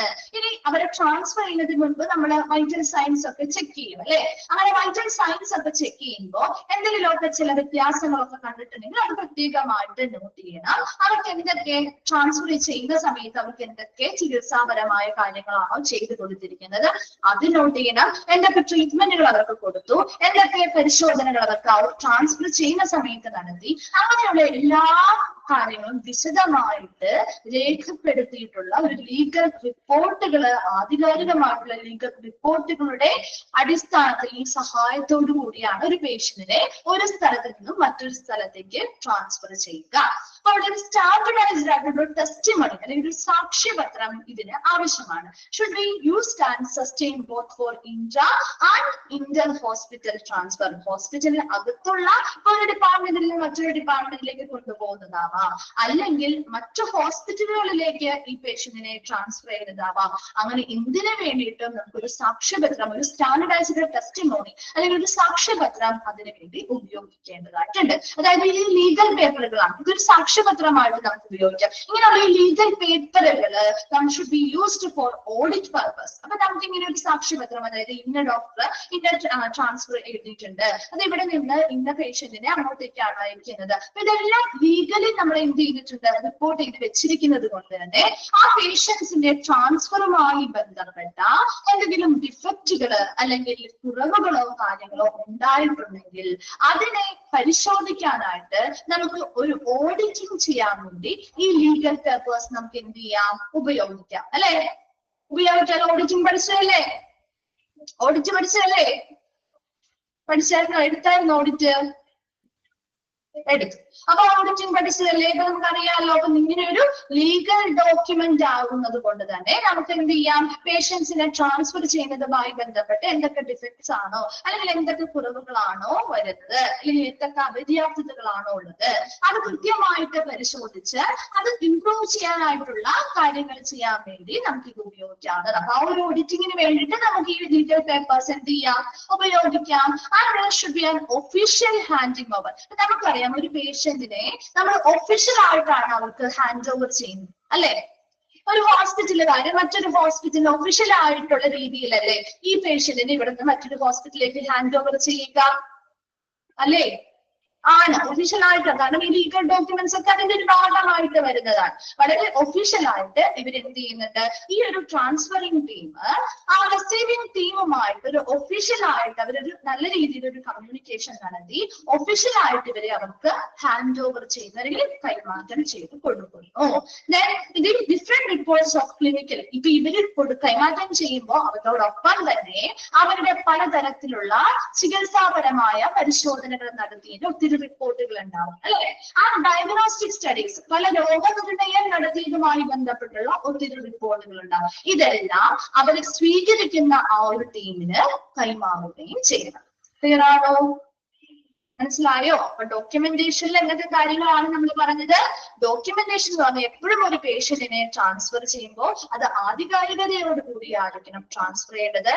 അതിന് അവരുടെ ബന്ധപ്പെട്ട ലീഗൽ പേപ്പേഴ്സ് അല്ലെങ്കിൽ ലീഗൽ റിപ്പോർട്ടുകളുടെ അടിസ്ഥാനത്തില് അതിന്റെ അതോടൊപ്പം തന്നെ അത് എന്ത് ചെയ്യണം, അവർ ട്രാൻസ്ഫർ ചെയ്യുന്ന സമയത്ത് അവരുമായി ബന്ധപ്പെട്ട ലീഗൽ റിപ്പോർട്ടുകള്, ആധികാരികമായിട്ടുള്ള റിപ്പോർട്ടുകള് ഇതിനോടൊപ്പം ഉണ്ടായിരിക്കണം. അതിൽ ആ പേഷ്യന്റിന്റെ നിലവിലെ കണ്ടീഷൻ, എന്തിനു വേണ്ടിയാണ്, എന്തുകൊണ്ടാണ് അവരെ ട്രാൻസ്ഫർ ചെയ്യാനായിട്ടുള്ള കാരണം, അവരുടെ നിലവിലെ അവസ്ഥ എന്താണ്, അവരുടെ ആ ട്രാൻസ്ഫർ ചെയ്യുന്നതിന് മുൻപ് നമ്മൾ നോക്കിയിട്ടുള്ള വൈറ്റൽ സയൻസിൽ എന്തെങ്കിലും വ്യത്യാസങ്ങൾ കണ്ടിട്ടുണ്ടോ, അതുപോലെ ആരാണ് റെഫർ ചെയ്യുന്ന ഡോക്ടറെങ്കിൽ അവരുടെ പേരും പദവിയും, ആർക്കാണോ റെഫർ ചെയ്യുന്നതെങ്കിൽ അവരുടെ പേരും പദവിയും. അപ്പൊ ഇങ്ങനെയുള്ള എല്ലാ കാര്യങ്ങളും കൃത്യമായിട്ട് ആ ലീഗൽ റിപ്പോർട്ടിൽ രേഖപ്പെടുത്തിയിരിക്കും. ഇതൊരു സാക്ഷ്യപത്രമാണ്. എന്തിനു വേണ്ടിയിട്ടാണ്?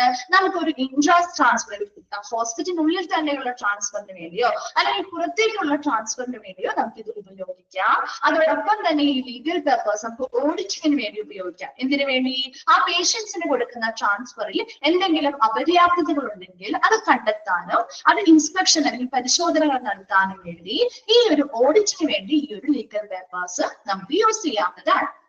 ലാസ്റ്റ് പറഞ്ഞത് ഒഫീഷ്യൽ ആയിട്ടുള്ള ഒരു കൈമാറ്റം അവിടെ ആവശ്യമാണ്. ട്രാൻസ്ഫറിംഗ് ടീമും ആ റിസീവിംഗ് ടീമും തമ്മിൽ നല്ല രീതിയിൽ ഒരു കമ്മ്യൂണിക്കേഷൻ നടത്തി ഒഫീഷ്യൽ ആയിട്ടുള്ള ഒരു കൈമാറ്റം അവിടെ ആവശ്യമായിട്ടുണ്ട്. അപ്പൊ അതിന് വേണ്ടിയിട്ട് ആ ഡോക്ടേഴ്സും നഴ്സസും, അപ്പൊ ഇവിടെ ഒരു റിസീവിംഗ് ടീം എന്ന് പറയുമ്പോൾ അവിടെ ഡോക്ടേഴ്സും നഴ്സസും ഒക്കെ ഉണ്ടാവും, അല്ലെ? അപ്പൊ അവരുമായിട്ട് നല്ല രീതിയിൽ ഒരു ആശയവിനിമയം നടത്തി ഈ ഹോസ്പിറ്റലിലെ ആ ട്രാൻസ്ഫറിംഗ് ടീം അവർക്ക് ഈ പേഷ്യന്റിനെ കൈമാറ്റം ചെയ്യുക. അങ്ങനെ കൈമാറ്റം ചെയ്ത് കൊടുക്കുമ്പോൾ അല്ലെങ്കിൽ അവിടെ ഹാൻഡ് ഓവർ ചെയ്ത് കൊടുക്കുന്ന സമയത്ത് അവർക്ക് ഇത്ര നാളും ഈ ഹോസ്പിറ്റലിൽ കൊടുത്തിരിക്കുന്ന പരിചരണവുമായി ബന്ധപ്പെട്ട എല്ലാ പരിശോധനകളുമായി ബന്ധപ്പെട്ട രോഗനിർണയവുമായി ബന്ധപ്പെട്ടുള്ള എല്ലാ റിപ്പോർട്ടുകളും കൂടി അവരെ സ്വീകരിക്കുന്ന ടീമിന് നൽകേണ്ടതാണ്. ക്ലിയർ ആണോ ഡോക്യുമെന്റേഷൻ? ഓക്കെ, നമ്മുടെ ട്രാൻസ്ഫർ ഓഫ് പേഷ്യന്റ് എന്ന് പറയുന്ന ചാപ്റ്റർ കംപ്ലീറ്റ് ആയി. നെക്സ്റ്റ് ക്ലാസ്സിൽ മിസ് പുതിയൊരു ചാപ്റ്റർ സ്റ്റാർട്ട് ചെയ്യും. Thank you.